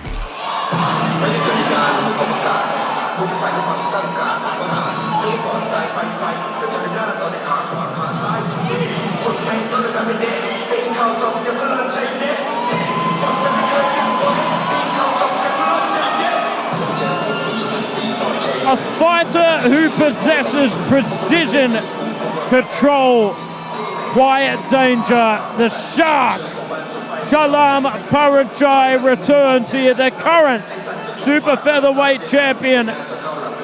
He is a current or a former Channel 7 super featherweight champion, former Lumpini Stadium featherweight champion. A lot of accolades Ladies to and his gentlemen, name. introducing the current Rajadamnern Stadium Super Featherweight World Champion, representing the Khasi Thamarat, Thailand. Please welcome Chalarm. And rightly so, with one of the longest reigning undefeated records in the super featherweight division. Here he is, Chalarm. And Kiwthong there, getting the final instructions from the referee. He's looking ready, but without a doubt, the toughest test of his career is right now, because the cold, the calculating shark, and a gentleman to go with it is one of the pound-for-pound best for a reason. There you can see the tail of the tape for this one. In the red corner, Chalarm. Let's do the blue corner first. Kiwthong, the challenger from Thailand. 20 years of age, standing at 172 centimeters. Weighing in at 129.9 pounds, he has a reach of 170 centimeters. Born in Yodsaenchai in Thailand, 120 fights, 100 victories, 15 losses, and 5 draws. And of course, with every single title fight here at Rajadamnern World Series, we have an added bonus system. If you win via decision, you will be awarded 150,000 Thai baht. If you knock your opponent out, an extra 200,000 baht on top, amassing a whopping 350,000 Thai baht. And congratulations to Phusingha, who won tonight's fight a Spirit Award. Let's see if either of these two fighters can win it.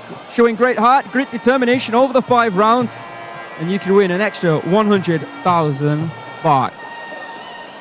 Let's have a look at the 130-pound rankings at super featherweight. Yodsaenchai, the current Channel 7 champion, in at number 5. Kiwthong in at number 4. Wukong, Tong Noi, and Patihan make up the top 3. But of course, the current champion here at Rajadamnern Stadium is the shark, Chalarm. Kiwthong is a former True For You bantamweight champion, a former Thailand minimum weight champion, and a former Omnoi Stadium minimum weight champion.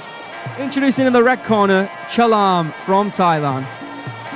30 years of age, standing 171 centimeters, weighing in at 129.5 pounds. He has a reach of 177 centimeters.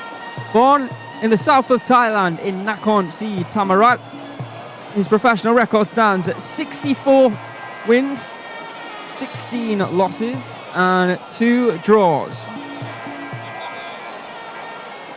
Current Rajadamnern Stadium Super Featherweight World Champion, a former Channel 7 Super Featherweight Champion, a former Lumpini Stadium Featherweight Champion. And of course, coming up on Saturday, the 18th of April, one of the biggest cards of the year.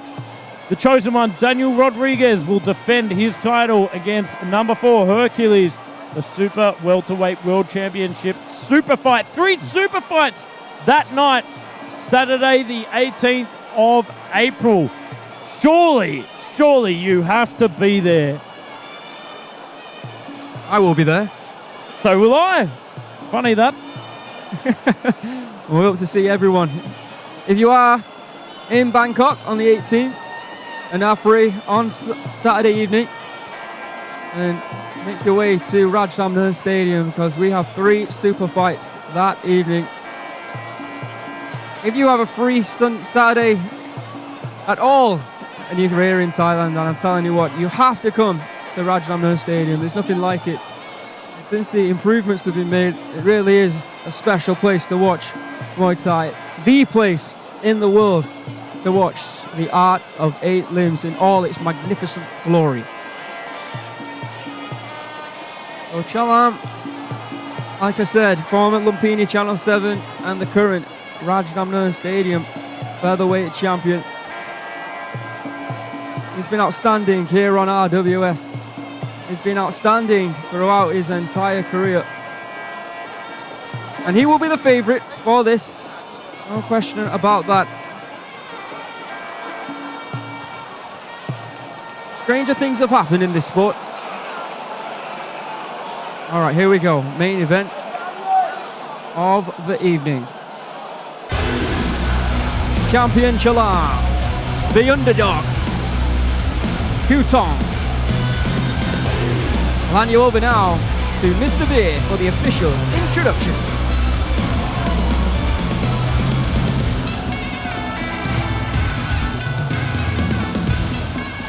Ladies and gentlemen, it is time to feel the heat of RWS April Inferno. This is the moment you have been waiting for.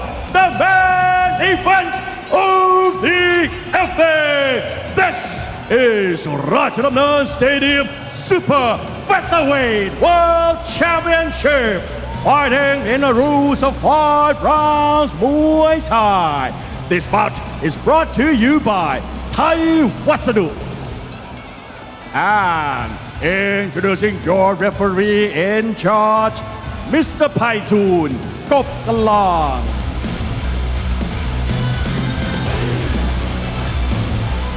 And now, introducing first, the challenger, fighting out of the blue corner, 20 years of age. He stands at 172 centimeters tall and weighs in at 129.9 pounds. He holds a record of 100 wins, 15 losses, and 5 draws.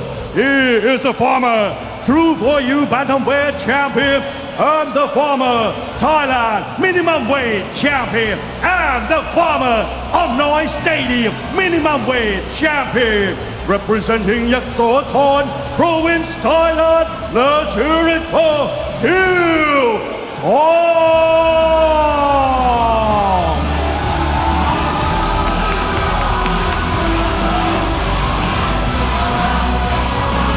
And introducing the current champion, fighting out of the red corner, 30 years of age. He stands at 171 centimeters tall and weighs in the 129.5 pounds. He holds a record of 64 wins, 16 losses, and 2 draws.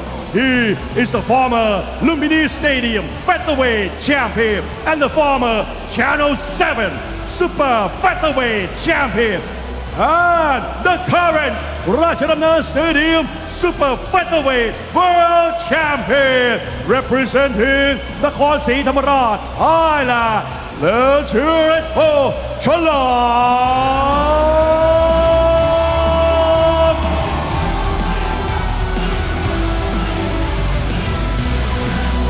It will be 5 3-minute rounds of Rajadamnern World Title action, and it will be Nami to get us underway.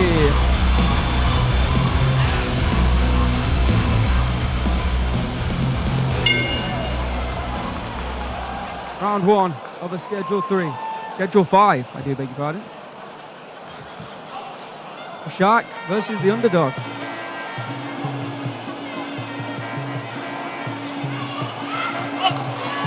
Oh, big teep there from Kiwthong. Complementing the boxing acumen, the skills of Chalarm. Oh, left high kick there from Kiwthong. Beautiful right kick to the midsection there from the champ. The kick and return there from Kiwthong. Side leg kick there from the champ. Oh, stiff jab there. Sharp as ever. Chalarm looking in phenomenal condition as well. Fit as a fiddle. Oh, big return there from Kiwthong. Going up high.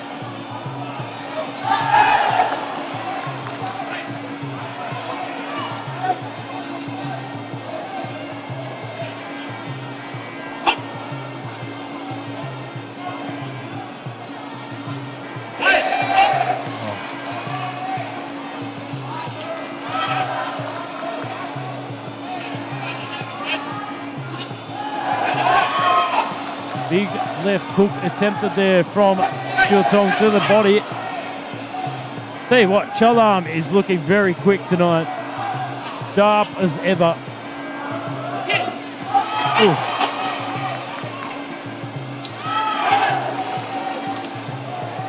Oh, calf kick there from Chalarm. Oh, nice right hand there from Kiwthong. Trying to put some sting behind that. Going to miss there from Chalarm. Edging forward here from Chalarm Paranchai, trying to walk him down slowly up against the ropes. It's always a case with... Oh! Looked for the elbow, missed it. I got caught with a big left high kick there. Not often do you see mistakes from Chalarm. That could have been a really costly one. Low kick though. Target locked onto that left leg, Joe. He's been setting in those low kicks early. Also targeting that lead calf. Trying to make Kiwthong pay. Certainly did on that last leg kick. Edges forward in the last 20 seconds. Big punch combination in return there from Kiwthong. Nice punches in bunches. Look at that, but threw a nice kick to the body as well. Good show of foundations there. Always end with a kick. What I was taught. Oh! Sure what happened there. Just teeped at the right time. And a wrong one. Now, Chalarm was coasting in that round, in my opinion. He was doing everything right, but started to get caught as the round went on. At least giving the judges something to think about. What are you saying, Joe? What are you thinking? I'm in agreement with you. I thought he was playing cool fish a little bit too much. Not quite a shark out of water yet, but he was certainly in relax mode, I felt, there in that first round. Just perhaps downloading the information, seeing what Kiwthong has to offer in terms of power output. Certainly giving some back. Oh, there was that mistake you were talking about. All right, over to the judges. Ladies and gentlemen, in round one, all three judges scored 9-10 in favor of the blue corner. Sponsored by ไทยวัสดุฉลองครบรอบ 16 ปี แจก 16 ล้าน We are coming into the second round of action. Of course, Kiwthong one round ahead. Oh! Confidence is growing, Joe. Wow. Oh, you're making Chalarm miss. This is unbelievable. Oh, looking for the elbow. Oh, left high kick. You know, on social media, RWS were posting, will this be an upset? I mean, last week, we saw an upset. Yep. The champ card taking away the throne from Yotin. Yep, the younger fighter there defeating the older fighter. Are we seeing that again here? the youth, the 20-year-old Kiwthong versus Chalarm, who's now 30.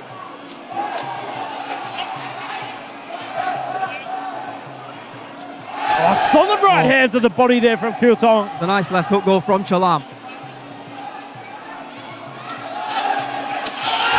Still playing it relaxed and easy and controlled here from Chalarm. Oh, an overhand right then. Chalarm not moving out of the way, not blocking, gets caught once again. Kiwthong is fast, and Chalarm cannot cope with that speed at the moment. Certainly looking a little bit frustrated. Oh, good right kick, good right hand there from Chalarm. With the We speed of complimented his boxing skills, haven't we? We haven't really seen them yet. And I think that's a testament to Kiwthong, who's not allowing him to set. Oh, beautiful left kick there. He's got phenomenal shot selection tonight as well. Going to the body, going up high, utilising that left switch kick. There it is. Time and time again. Disrupting the rhythm of Chalarm. As you said, not allowing him to reset. Oh, nice. Set. Just as I say that, though, just as you say that, that was a good right hand being fired in there from Chalarm.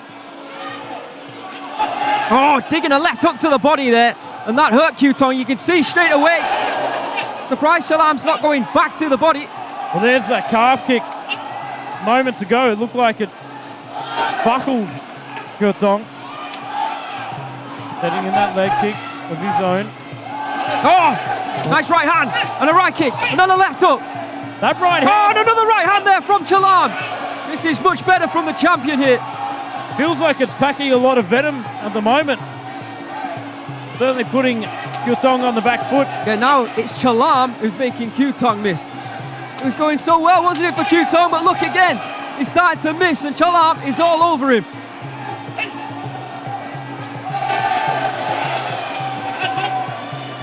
Funny old sport, isn't it, Joe? Just when you think you're on top, when you're coasting, when you're doing everything right.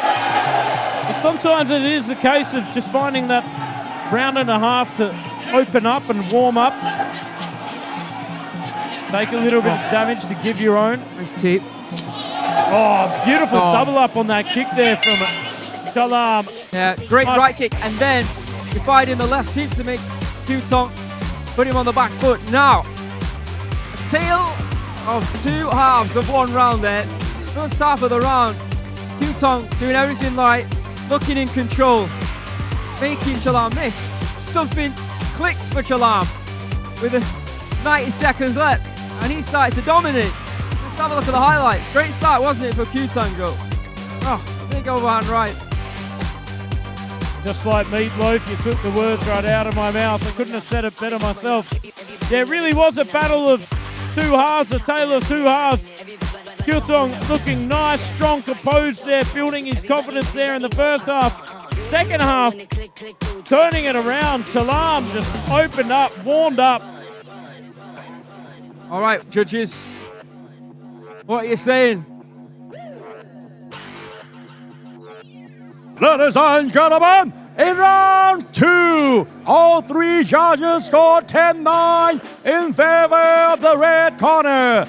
On the total score, all three judges scored 19-19 even.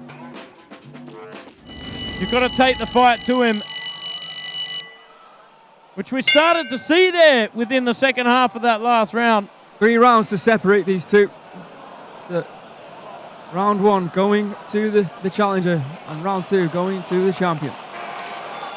All to play for in round 3. Exactly what he's doing.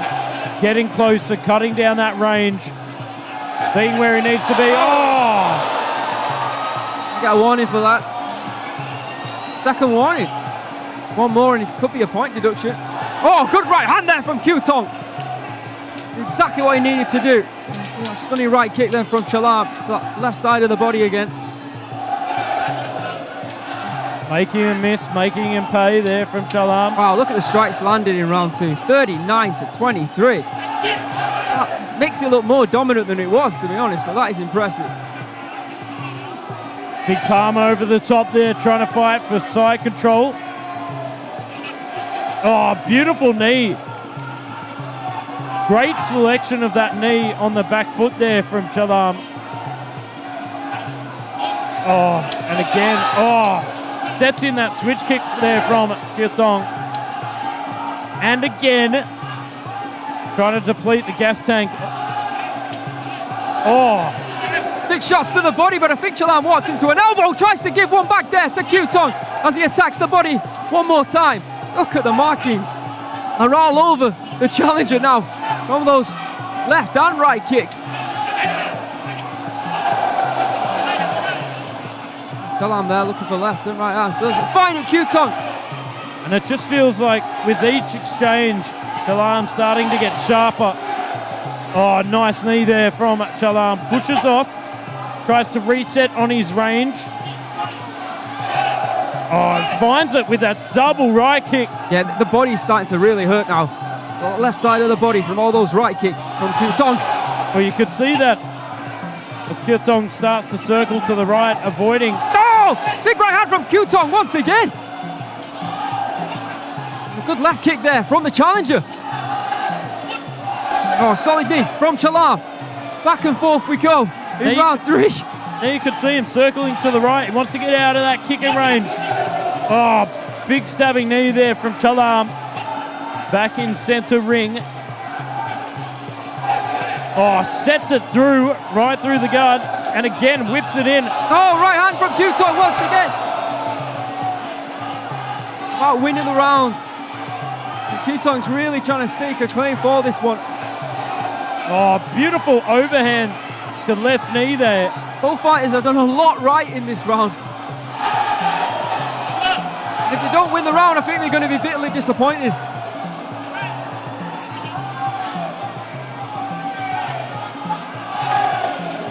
Oh, beautiful long knee. Then sets it up with a kick, but there Kiwthong just getting the end of the exchange. But I felt the significant strikes were in the hands of Chalarm on that last exchange. I don't know. I'm torn. I think Kiwthong did a lot right in that round. Hey, listen, I know Chalarm did continue striking and throwing those kicks and connecting and hurting Kiwthong. I don't know, there's something about the way that Kiwthong is able to throw like that and throw that elbow strike on the counter. Deliver that right hand. Yeah, I'm with you on I this one. I don't know, Joe. Battle of the stats, I feel. I'm not going to put my neck on the line for that one because the exchanges were so close. There's different arguments within that round. A lot of powerful, heavy shots there from Chalarm, but also some great counterfighting there from Kiwthong. Ladies and gentlemen, in round 3, all 3 judges scored 10-9 in favor of the red corner. For the total score, all 3 judges scored 29-28. To cause a lot of issues for Chalarm, he's going to have to step on the gas now. We are coming to the 4th round of our super featherweight title bout this evening. There's Chalarm in the red corner, defending his title. It's the contender here, Kiwthong. Oh, straight out of the gate here from Kiwthong. Not wanting to leave it to the judges. Big moment there for Kiwthong. But we've seen this before. Last round, similar thing. Second round, similar thing. Came out firing, but then started to fade towards the end. Is it a matter of conditioning in this? Strikes landed in round 3, 51-38. Judges are the judges for a reason. Yes, over and right there from Chalarm.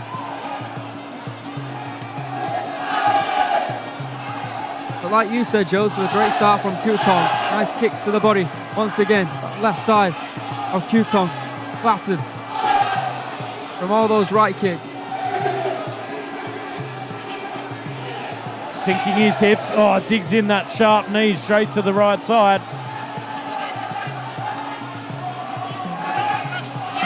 Again, sitting on the back foot, waiting and baiting to throw in that right kick, but great return from Kiwthong on the end of the exchange. And again, tit for tat. Tries to throw off that right hand, but just misses the mark. Halfway through round 4 here. Tell you what, Kiwthong starting off great. Oh, straight right to the body there from Chalarm. Oh, big teep upstairs. Try and keep Kiwthong away. Oh, another trip. That's the third. All right, referee let him off with that one. This is great work rate from Kiwthong. The effort has been incredible. Oh, short elbow on the inside there from Chalarm as he gets that vice grip and digs in that right knee, trying to smother Kiwthong.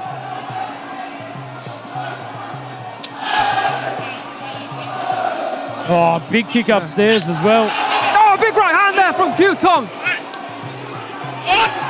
It feels like he's doing everything right in this round, Joe. And he's going to take us to a judgment round. At the moment, anyway, that's what I'm seeing. Oh. Got the end of that exchange there from Kiwthong. The last strike often matters. Oh, and again, off balancing Chalarm. I think you could be right, my friend. We've got 10 seconds to go here in the 4th round. Could we be going to a judgment round? Just feels, as you said, he's on the money in the 4th round. I think so. I really do.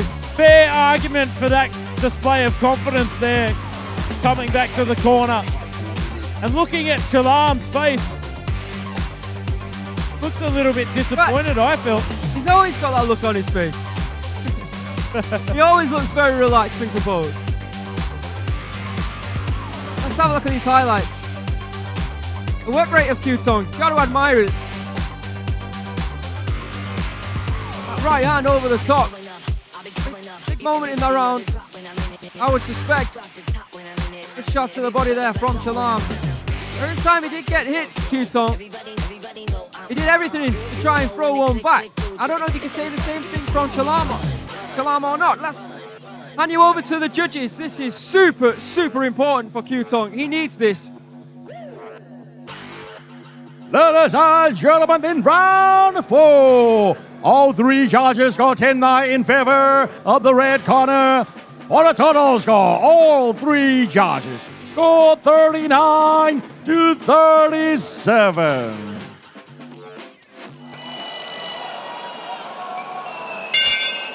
Here we are coming into the 5th and final round. Chalarm comfortably ahead on the scorecards here.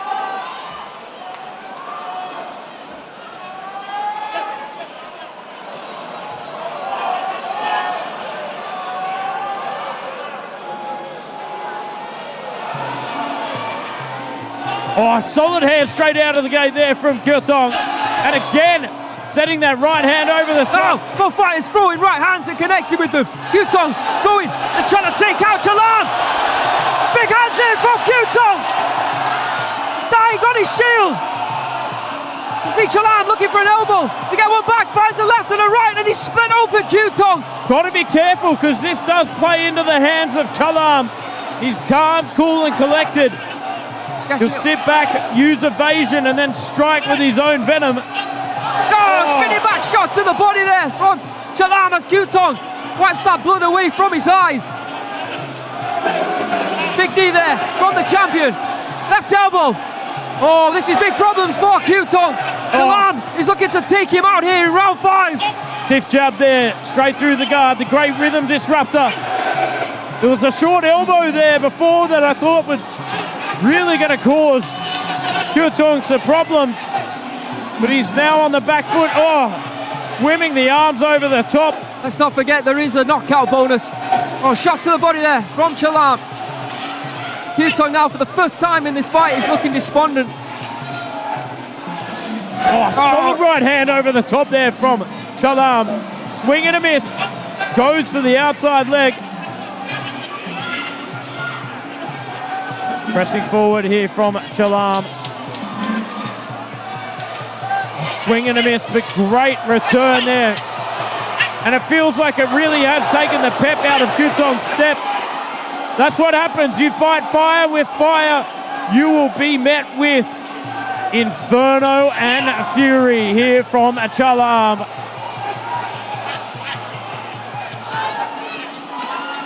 And the fire is still blazing, that is for sure. Oh, targeting the body, going over the top.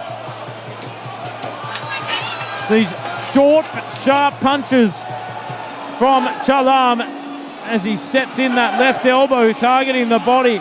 And it has really put Kiwthong on the back foot. He is worried about that cut on the left side. Trying to go for a bit of a gentleman's agreement here, but I don't think Chalarm will set for it.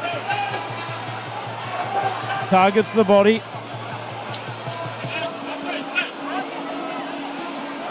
Still standing strong in center ring here. With the dying seconds, 20 seconds to go.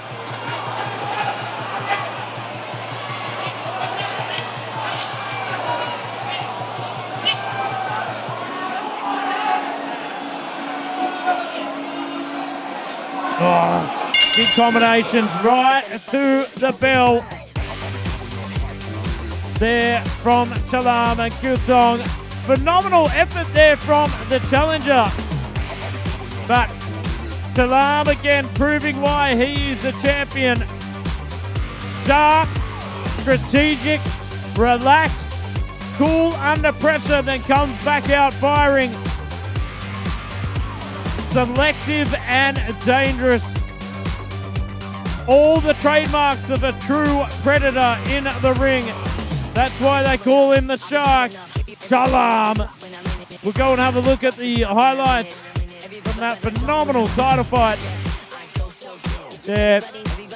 Got to give it to Kiwthong. He starts off well early, but it's hard for him to maintain that same velocity and ferociousness throughout the whole 3 minutes of each round. Starts off well for a good minute and a half and then struggles. Often, sometimes just a matter of conditioning and experience. But there, Chalarm, as I said, calm, cool, selective, calm under pressure, circles out and strikes, latches those jaws on. Oh, that short but sweet elbow.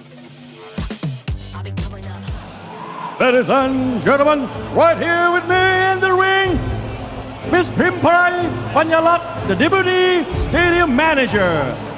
And of course, the Chief Marketing Officer, Mr. Natsaran Ladawan.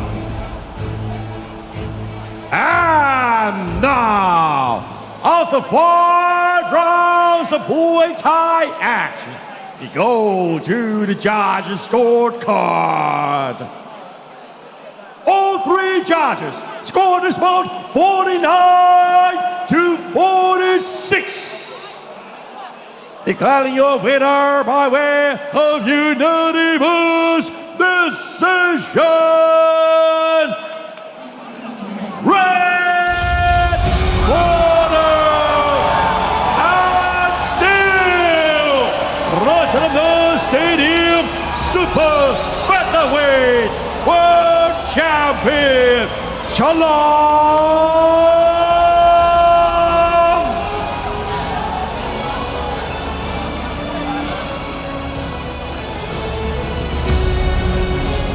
Our champion has received a winner bonus of 150,000 baht. Congratulations ฉลามนะครับยังคงรักษาแชมป์ไว้ได้และได้รางวัลผู้ชนะไป 150,000 baht. All right, I'm here with the champion. Congratulations, Chalarm. How are you feeling after coming through that 5-round war?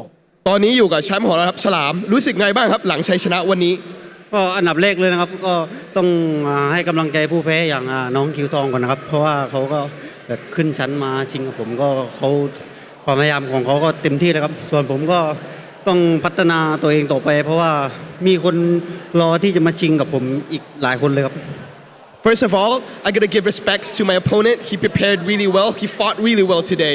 And second, I'm gonna train even harder because I know now that the belt is on my waist, everyone is looking at me and ready to fight me. I'll train hard and beat them.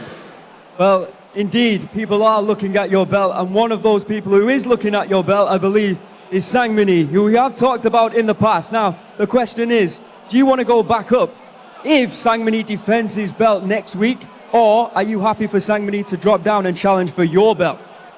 มีหนึ่งท่านนะครับที่มีคนพูดถึงกันเยอะมากนะครับคือแสงมณีครับถ้าสมมติว่าเราจะขึ้นน้ำหนักไปเจอหรือว่าเราจะลองอยู่น้ำหนักตัวนี้แล้วชกกับแสงมณีคิดว่าอยากเจอแบบไหนมากกว่ากันครับเพราะว่าผมกับแสงมณีปะทะกันแล้วใน135ครับเพราะว่ามันก็ต้องมาเจอกันใหม่ใน130เป็นรุ่นของผมบ้างครับ Well, me and Sangmani met at 135. This time at 130, meet me here.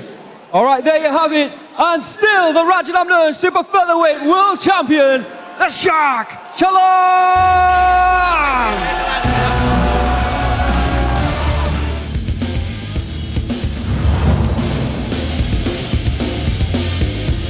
Ladies and gentlemen, introducing your Thai warrior, Yodsaenchai. Well, I've heard on the grapevine that this is a man to look out for. A lot of power behind the name Yodsaenchai. Meaning roughly the best Sanchai, and if you know the name Sanchai, that is a big name within the sport. 160 pounds, Yodsaenchai, a Goliath. Undefeated in almost 3 years. This one is going to be spectacular. Welcome to RWS, Yodsaenchai. And now, introducing your English warrior, Dan Butler.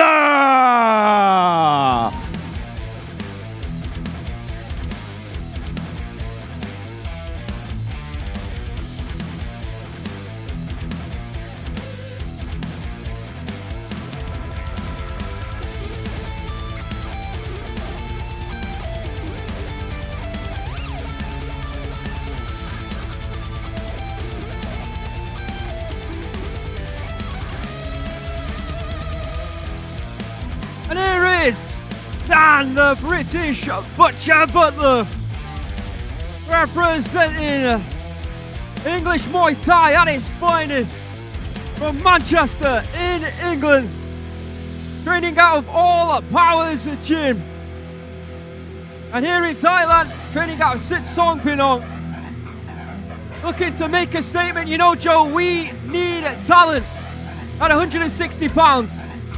And I think in these two, we could potentially see two fighters who will climb right to the very top and one day give Pet Morakot or Salim Khan a run for their money.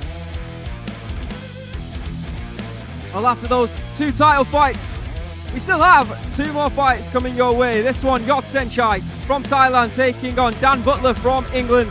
And then our final bout of the evening here tonight, we shall see the only female bout. The Queen of Fire, aptly named for April Inferno, Maria Eduarda, will be taking on Pinpetch. But for this one, the biggest fight of the evening in terms of weight, 160 pounds, middleweight. Like I said, Thailand versus England. Let's have a look at the tail of the tape. In the red corner, Yodsaenchai from Thailand. 25 years of age, standing at 181 centimeters.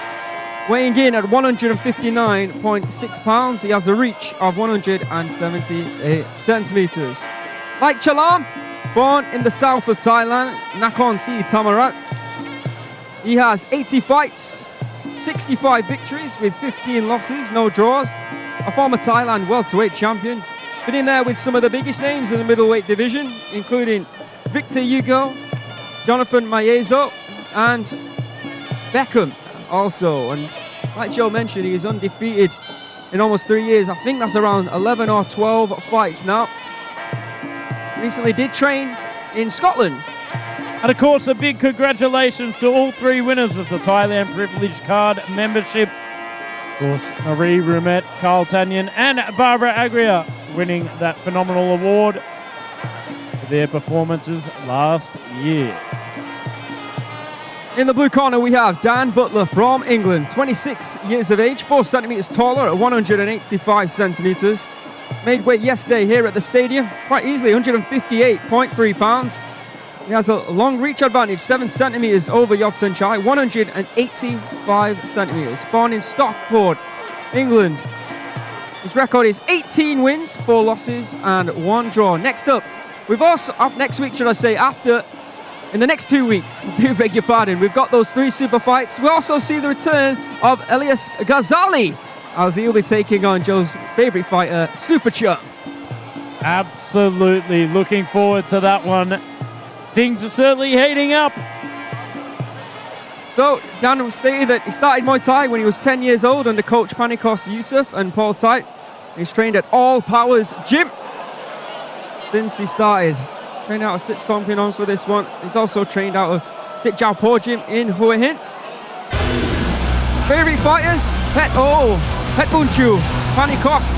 And he takes inspiration from Khabib and Floyd Mayweather. Looking for knees, elbows, and clinch in this big fight right now. Let's now hand you over to Mr. Beer for the introductions.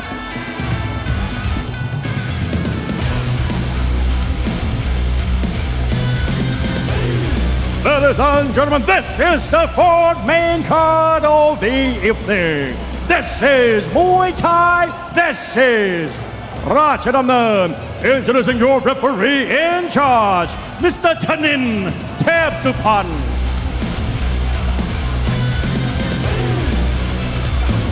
And now, introducing first, fighting over the red corner, 25 years of age. He stands at 181 centimeters tall and weighing 159.6 pounds. He holds a record of 65 wins and 15 losses. He is a former Thailand welterweight champion representing the Khonsi Thamara, Thailand. Let's hear it for Yodsaenchai.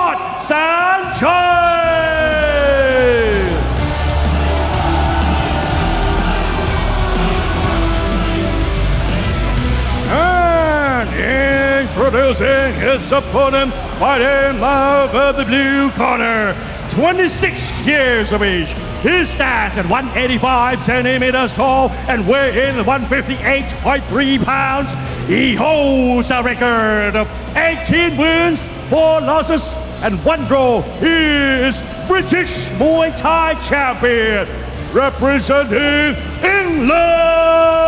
Let's hear it for Dan Butler.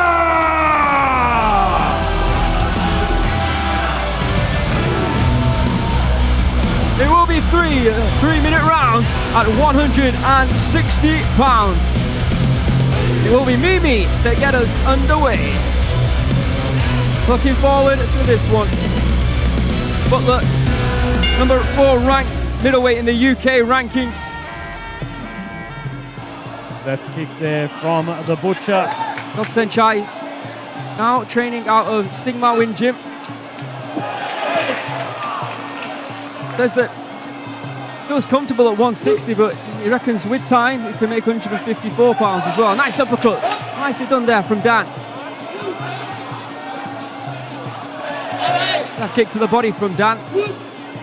Actually here a few weeks ago and helping corner a fighter, and Yodsaenchai was in the corner supporting him. Very, very nice gentleman, but inside the ring, it doesn't look like that is the case. Dan looking in tremendous shape, isn't he? Oh, looking for the elbow there. Tell you what, he's certainly entertaining. It's a lot bigger, doesn't he, than Yodsaenchai? More natural middleweight, I would say.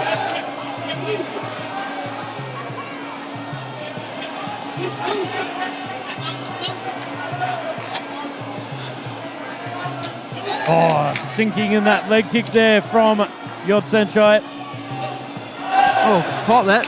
Nicely done by Dan. Going after that leg again is Yodsaenchai. Oh, an elbow there! Worrying moments there for Dan. Oh, he kicked to the body. Right kick. Packs a lot of power, Yodsaenchai. You can already see it early on. High IQ as well. Dan Butler trying to move in for the kill. Oh! See the toe marks, can't you see, on the left-hand side of the body of Dan. Edging closer, close the distance. Good head movement there from Dan. To go here, just under round one. Oh, whipping right kick there from Yodsaenchai, this time trying to disguise it and go upstairs, but Dan had the wherewithal just to block it. Going for that calf kick.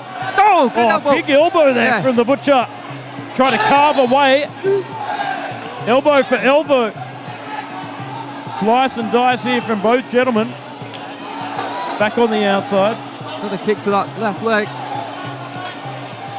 from Yodsaenchai. It's been an entertaining round. Swing and a miss there. Less than 20 seconds to go. Dan Butler tries to cut off the ring here and put Yodsaenchai in the pocket. Oh, targeting the body with that loaded right hand. Followed up with the left kick there from Yodsaenchai, circling out with that slick footwork. I'll tell you what, impressed by both gentlemen, but very impressed with Yodsaenchai. Yeah, I thought both fighters gave a great account of themselves in that round. Clearly see that Dan Butler is the bigger of the two. He might have the more strength, but his speed, I think, clearly goes to Yodsaenchai. There's that elbow strike that stuck through. That was the biggest shot of the rounds, without a doubt. Dan did well to stay on his feet after that. Let's find out how the judges have indeed scored round number one. There's step out out. Obviously the teammate of Yodsaenchai watching on, the current welterweight world champion with his fans. Ladies and gentlemen, in round one, all three judges scored 10-9 in favor of the red corner. I'll get the nod. And it'll be him who will be fighting Pet Moricott in the last event of April Inferno on the 25th. Round two. So Yodsaenchai one up, but from what we saw, Dan, he has the tools to at least win 2 rounds here. You can see Dan trying to keep Yodsaenchai at bay with that teep, keep him into kicking range. Oh, great reply there from Yodsaenchai. Catches the teep, replies with that left kick.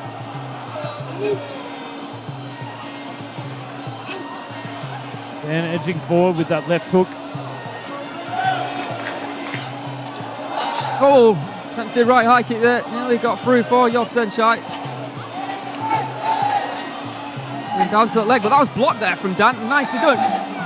Got to the body from Yodsaenchai. It's very quick with that left switch quick. Yodsaenchai targeting that lead leg once again. Inside kick that time. Now Dan flowing well though here in round two.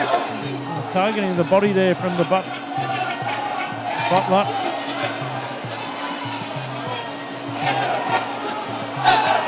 Oh, solid right hand over the top. Very nice. Dan Butler. Getting more accurate as the round goes on. Good solid kick to the body again.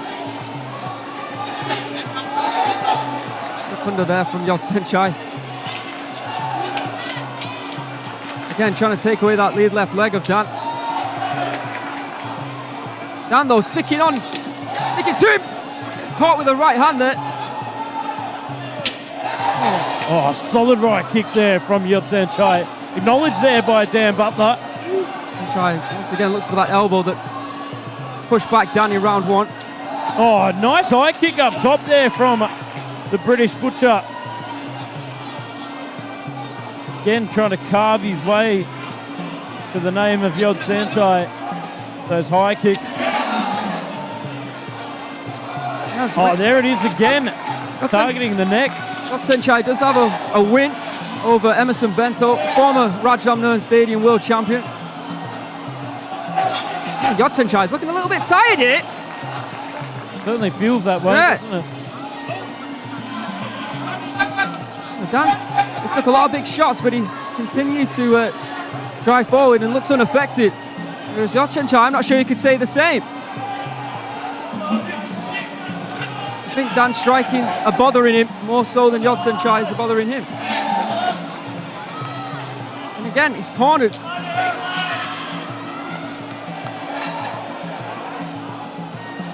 Certainly does feel like there's something a little bit wrong here. Yeah. A look of concern on Yodsaenchai's face. Sitting on that back foot, leaning up. Oh, loads up that right kick, however. The end of round two. Much better round there from Dan Butler, I felt. Yeah, but was it enough? Because it felt like maybe Yodsaenchai was a little bit more accurate, a little bit quicker in his shots, where Dan was being a little bit more reactionary. It'll be interesting to see now if you're scoring it purely on the basis of who is pushing the action. Definitely Dan. Take a look at the highlights. That low kick, always a little bit of a thorn in the side, wasn't it, for Dan?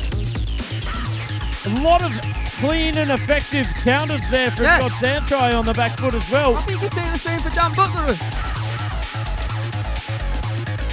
Showing Dan that he belongs at the highest level of this sport.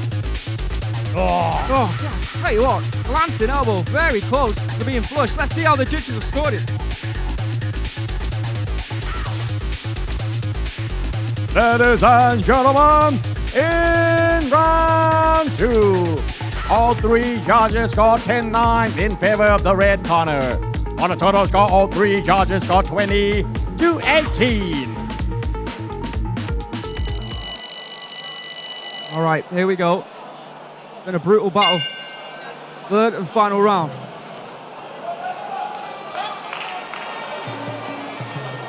Edging forward here from Dan Butler. Oh, beautiful left kick there from Yodsaenchai, and again targeting that right arm, trying to take out the punching power. Circling out. Nice teep. Then Dan trying to cut off the ring.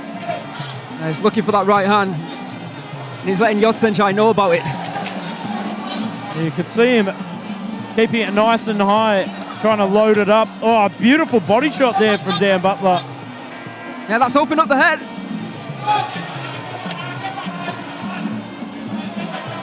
Making inroads, Dan. He's getting closer, catches him with the right hand. Great work here from Dan. See the crowd in the background there. Wanting to throw. Nice set up for that left knee. Right hand over the top, and he's finding a home for that right hand as he said it.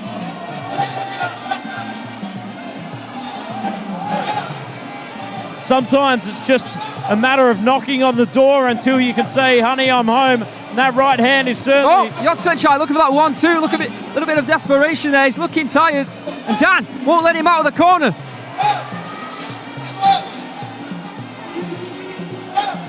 Oh, ducking under though. Yodsaenchai holding on. Gonna try and run down the clock here. 1 minute and 30 seconds to go, halfway through third and final round. You said it. Oh, swing and a miss there from Yodsaenchai. Yodsaenchai certainly looking exhausted. He is. Oh, left high kick. Kick to the body. Left kick there. Oh, targeting the body, but just when you say he looks tired, he explodes in with those phenomenal right hands. That was a big right hand there, but it just bounced off Dan's head. He is so strong.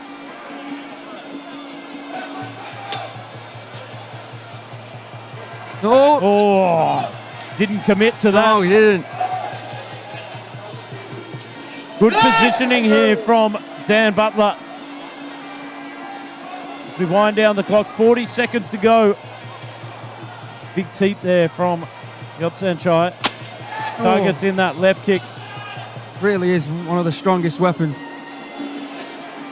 But in his debut, with his time away from the big leads, you can see Yodsaenchai has to go back. He really has to work on his stamina here. Absolutely. It's a bit of working on the conditioning factor. We come into the dying seconds of the third and final round. Oh, punches in bunches. Big combinations there from Dan Butler. Pushing right to the bell here. Elbow there from Yodsaenchai. Well, Yodsaenchai, he will get his hand raised, but props to Dan Butler. Both fighters putting their names on the map here. Very impressive. I feel like there was a little bit more that Dan could maybe have done in that round. Maybe I'm being But I think a lot of the hype would have been surrounding Yodsaenchai for this one, but Dan made life very difficult for him indeed.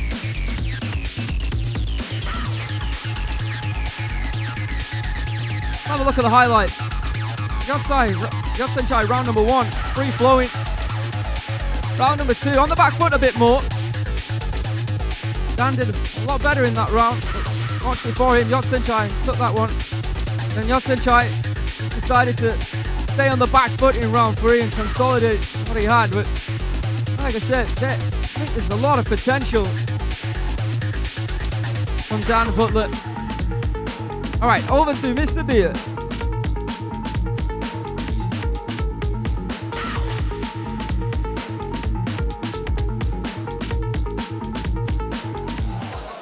Ladies and gentlemen, after 3 rounds of Muay Thai action, we go to the judges' scorecard. The first judge scored is about 30 to 27. Second judge scored 30 to 27. And the third judge scored 29 to 28. Declaring your winner by way of unanimous decision.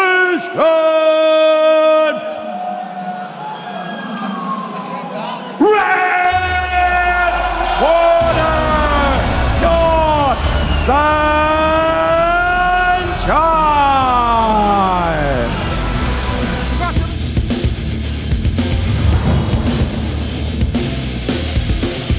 Ladies and gentlemen, introducing your Brazilian warrior, the Queen of Fire, Maria Eduarda.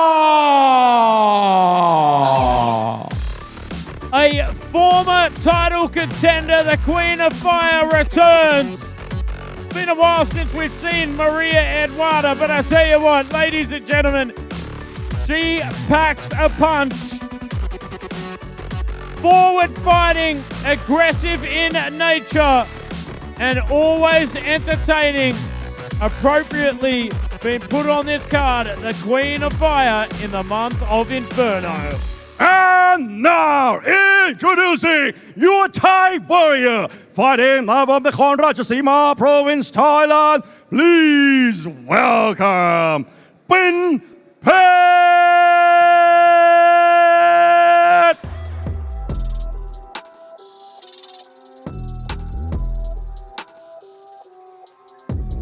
Here comes Pinpetch.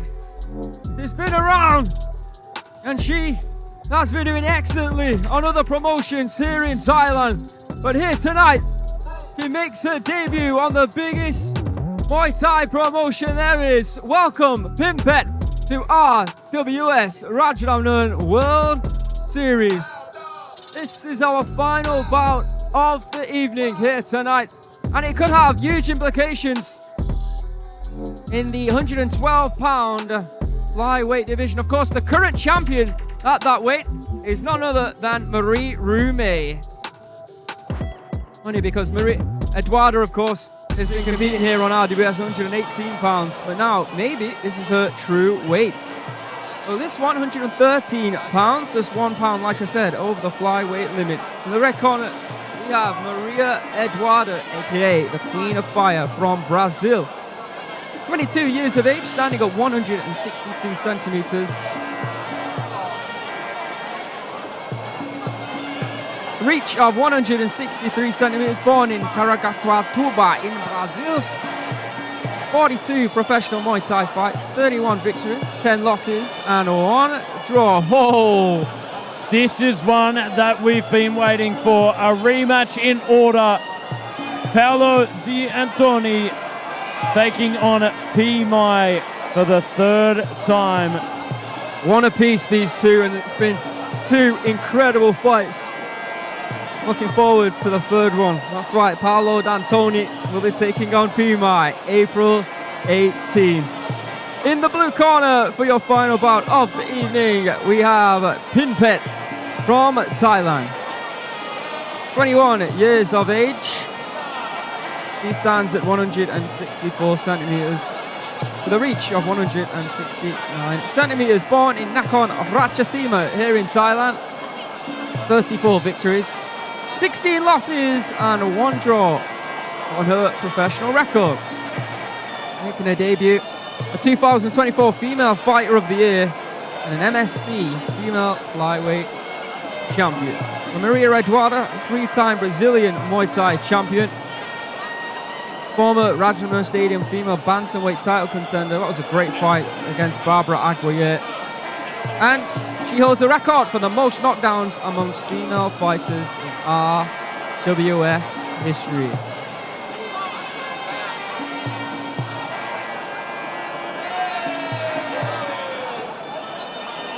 See if I can find the record for Maria Eduarda.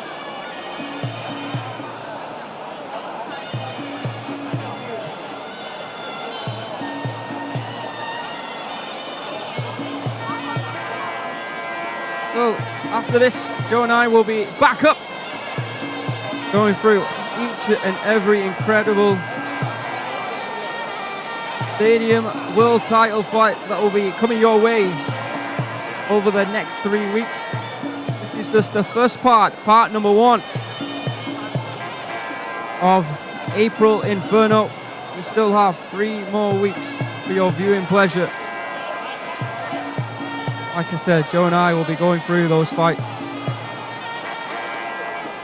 It's been a great wait, or a great night of action here.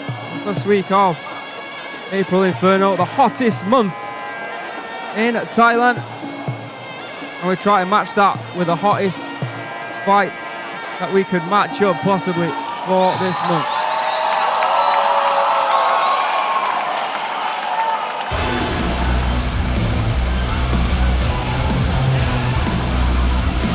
With the introductions, I'll now hand you over to Mr. Beer.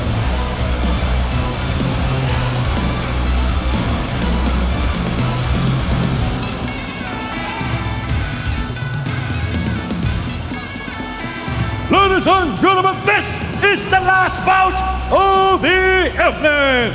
This is Muay Thai, and this is Rajadamnern. Introducing your referee, Mr. Rapin Soblik.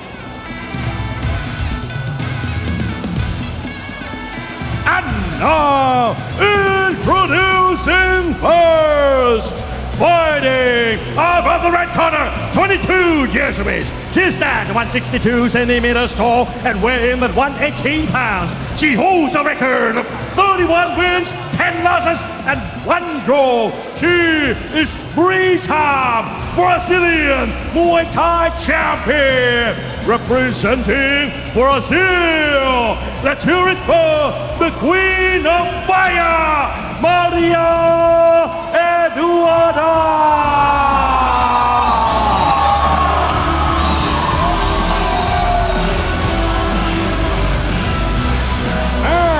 Introducing her opponent, fighting out of the blue corner, 21 years of age.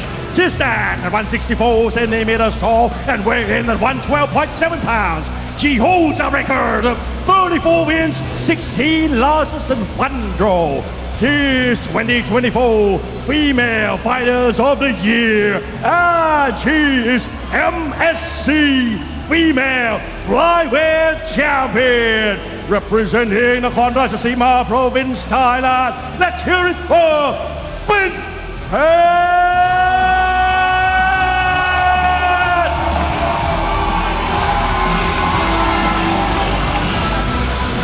All right, Rajadamnern Stadium. Time for the final bout of this week's April Inferno.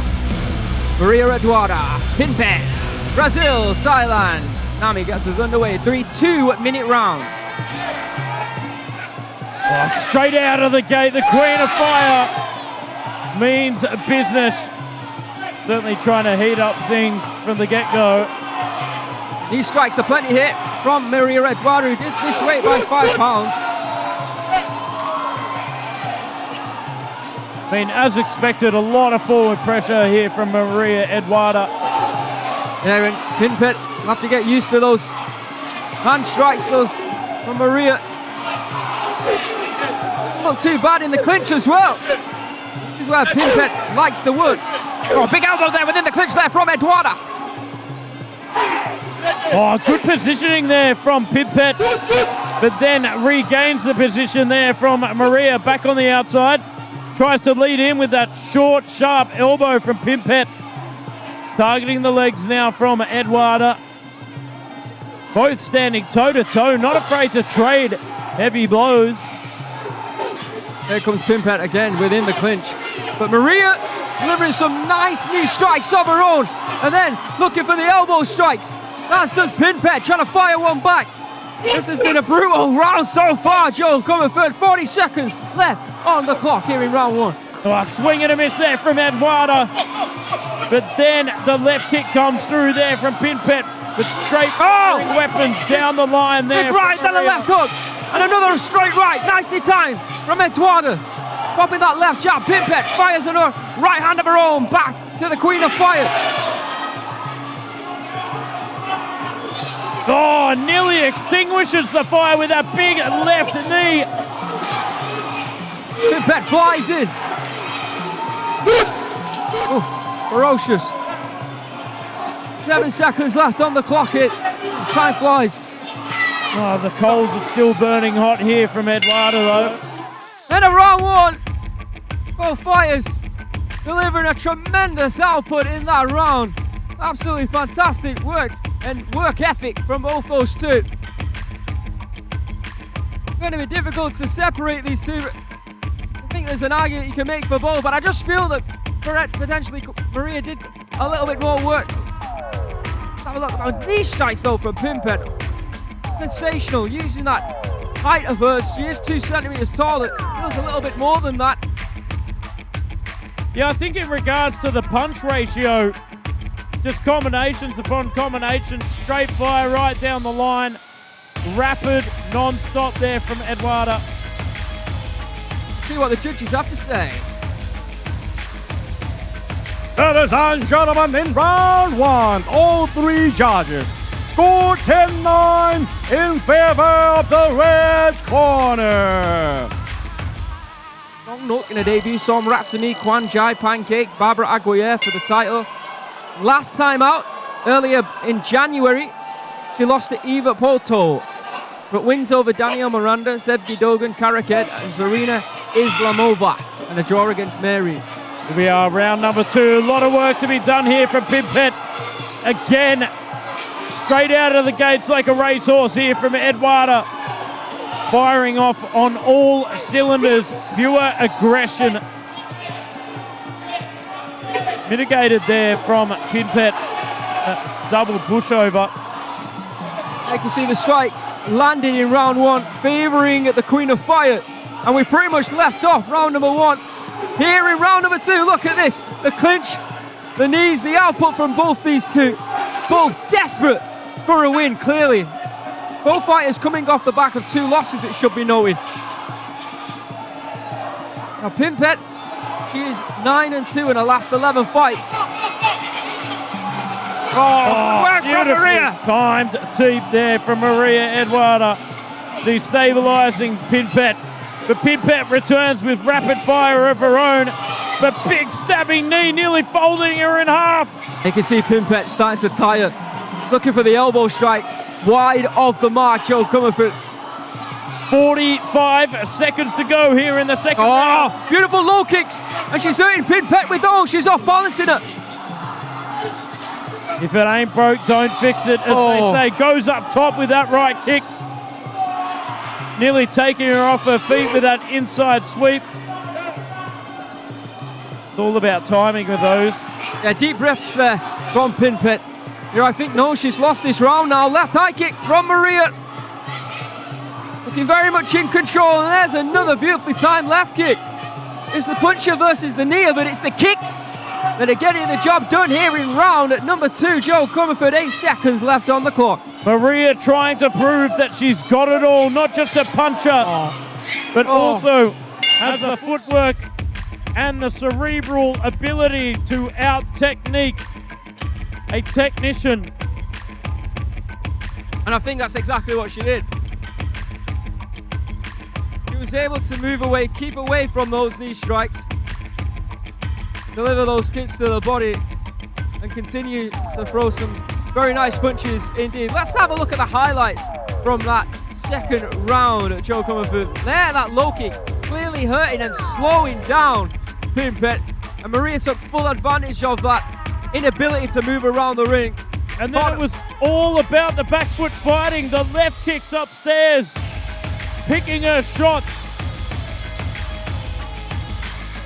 Let's find out how the judges will score the all-important round number 2. Ladies and gentlemen, in round 2, all 3 judges scored 10-9 in favor of the red corner. For the total score, all 3 judges scored 22-18. Possible. Here we go. Third round of the fight and of your first April Inferno event. Still lots more to come, and we'll talk about that. Joe and I will be back up after this one. Oh, big heavy hands. Followed up with a right kick there from Eduarda. That left hook. But Pinpetch, non-stop pressure here. Oh, but eating hand after hand. Well, she might have gone back to that leg that she hurt, but no, the boxing's work. It's about Pinpetch. She has to do something differently right now. Oh, big knees here from Eduarda. Oh, that was a big right knee. Breaking the position, the posture of Pinpetch.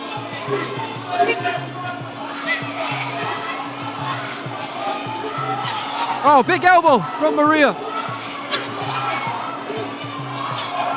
Oh, solid left hand as well there from Maria with the overhand right. Just locking on inside the clinch in that 50-50 positioning, trying to lock the arm and set up a right elbow, but gets stopped by the referee just in time. 50 seconds to go here. It's looking good here for Maria Eduarda, the Queen of Fire. Big team.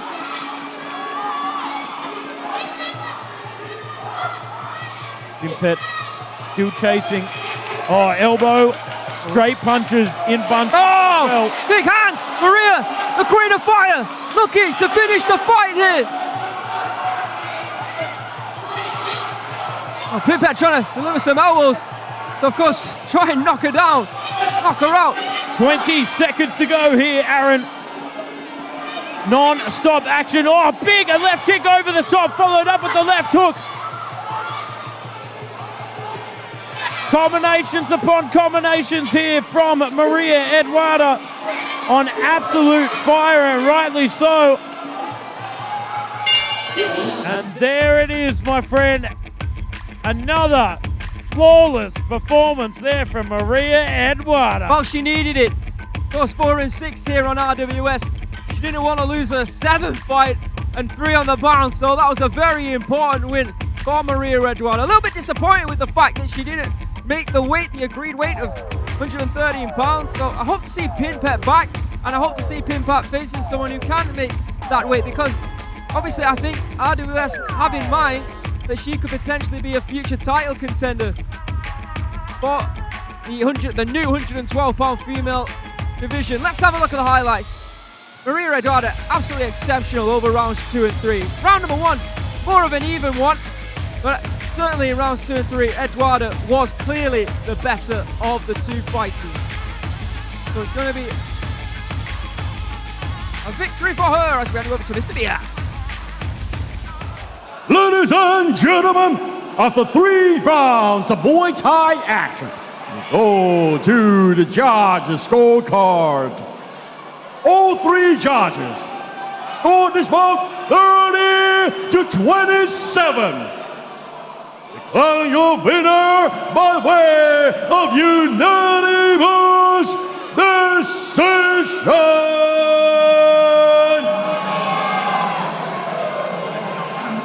Red corner, the Queen of Fire, Maria Eduarda.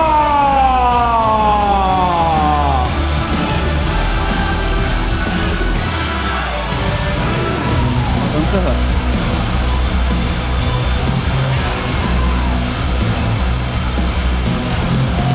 Ladies and gentlemen, for the final score, all 3 judges score 30-27 in favor of the winner. Red corner, Maria Eduarda. Well, congratulations, of course, to Chalarm, who defends his belt against the very game Kiwthong, and also congratulations to Phettechin, the 2 title fights that happened here tonight at the first event of April Inferno. Let's look at what's going to happen next week. Coming up next week, Singburi will defend his title against the very dangerous Igor Bikrev. The Rajadamnern Stadium Lightweight World Championship title on the line. And let's have a look at the Rajadamnern Stadium lightweight rankings. In at number 5, of course, we have Phettechin. Should be noted that Igor Bikrev is number 6 currently at the stadium, but he is undefeated in his last 2 fights on RWS. Somrak Noi in at number 4, former title contender, I do believe. Nongbo Jipwongon in at number 3. Fighter who's caused some big issues for some very good fighters, some very good talent. Chonlatan in at number 2. Again, very dangerous fighter. In at number 1, the former Rajadamnern Stadium champion, Samingden. And of course, the champion is the $1 million baby, and he goes by the name of Singburi, and he'll be defending his belt next week for, I believe, the 2nd or 3rd time against Igor Bikrev. They can see Igor in at number 6. What an opportunity to become the first ever Russian Rajadamnern Stadium world champion. So we have that on the 11th, but on the 18th, Joe, 3 super fights, the hat trick of super fights on Saturday, the 18th of April. We are running it back, Petsaman and Petzilla for the Super Bantamweight World Championship title. Then, of course, the Super Lightweight Championship title. Dan Parachai defends his title against the Shark, Chad Collins. Then, the Super Welterweight World Championship super fight. Daniel Rodriguez, the chosen one, will defend his title against Hercules. And then on the 25th of April, we just announced the fact that Thanungern is out of the fight. In comes Salim Khan Ibragimov, and he'll be taking on the current middleweight champion for his belt, Pet Morakot, on the 25th of April. We thank you for joining us for the first April Inferno, and we'll see you next week. This is Muay Thai, and this is Rajadamnern!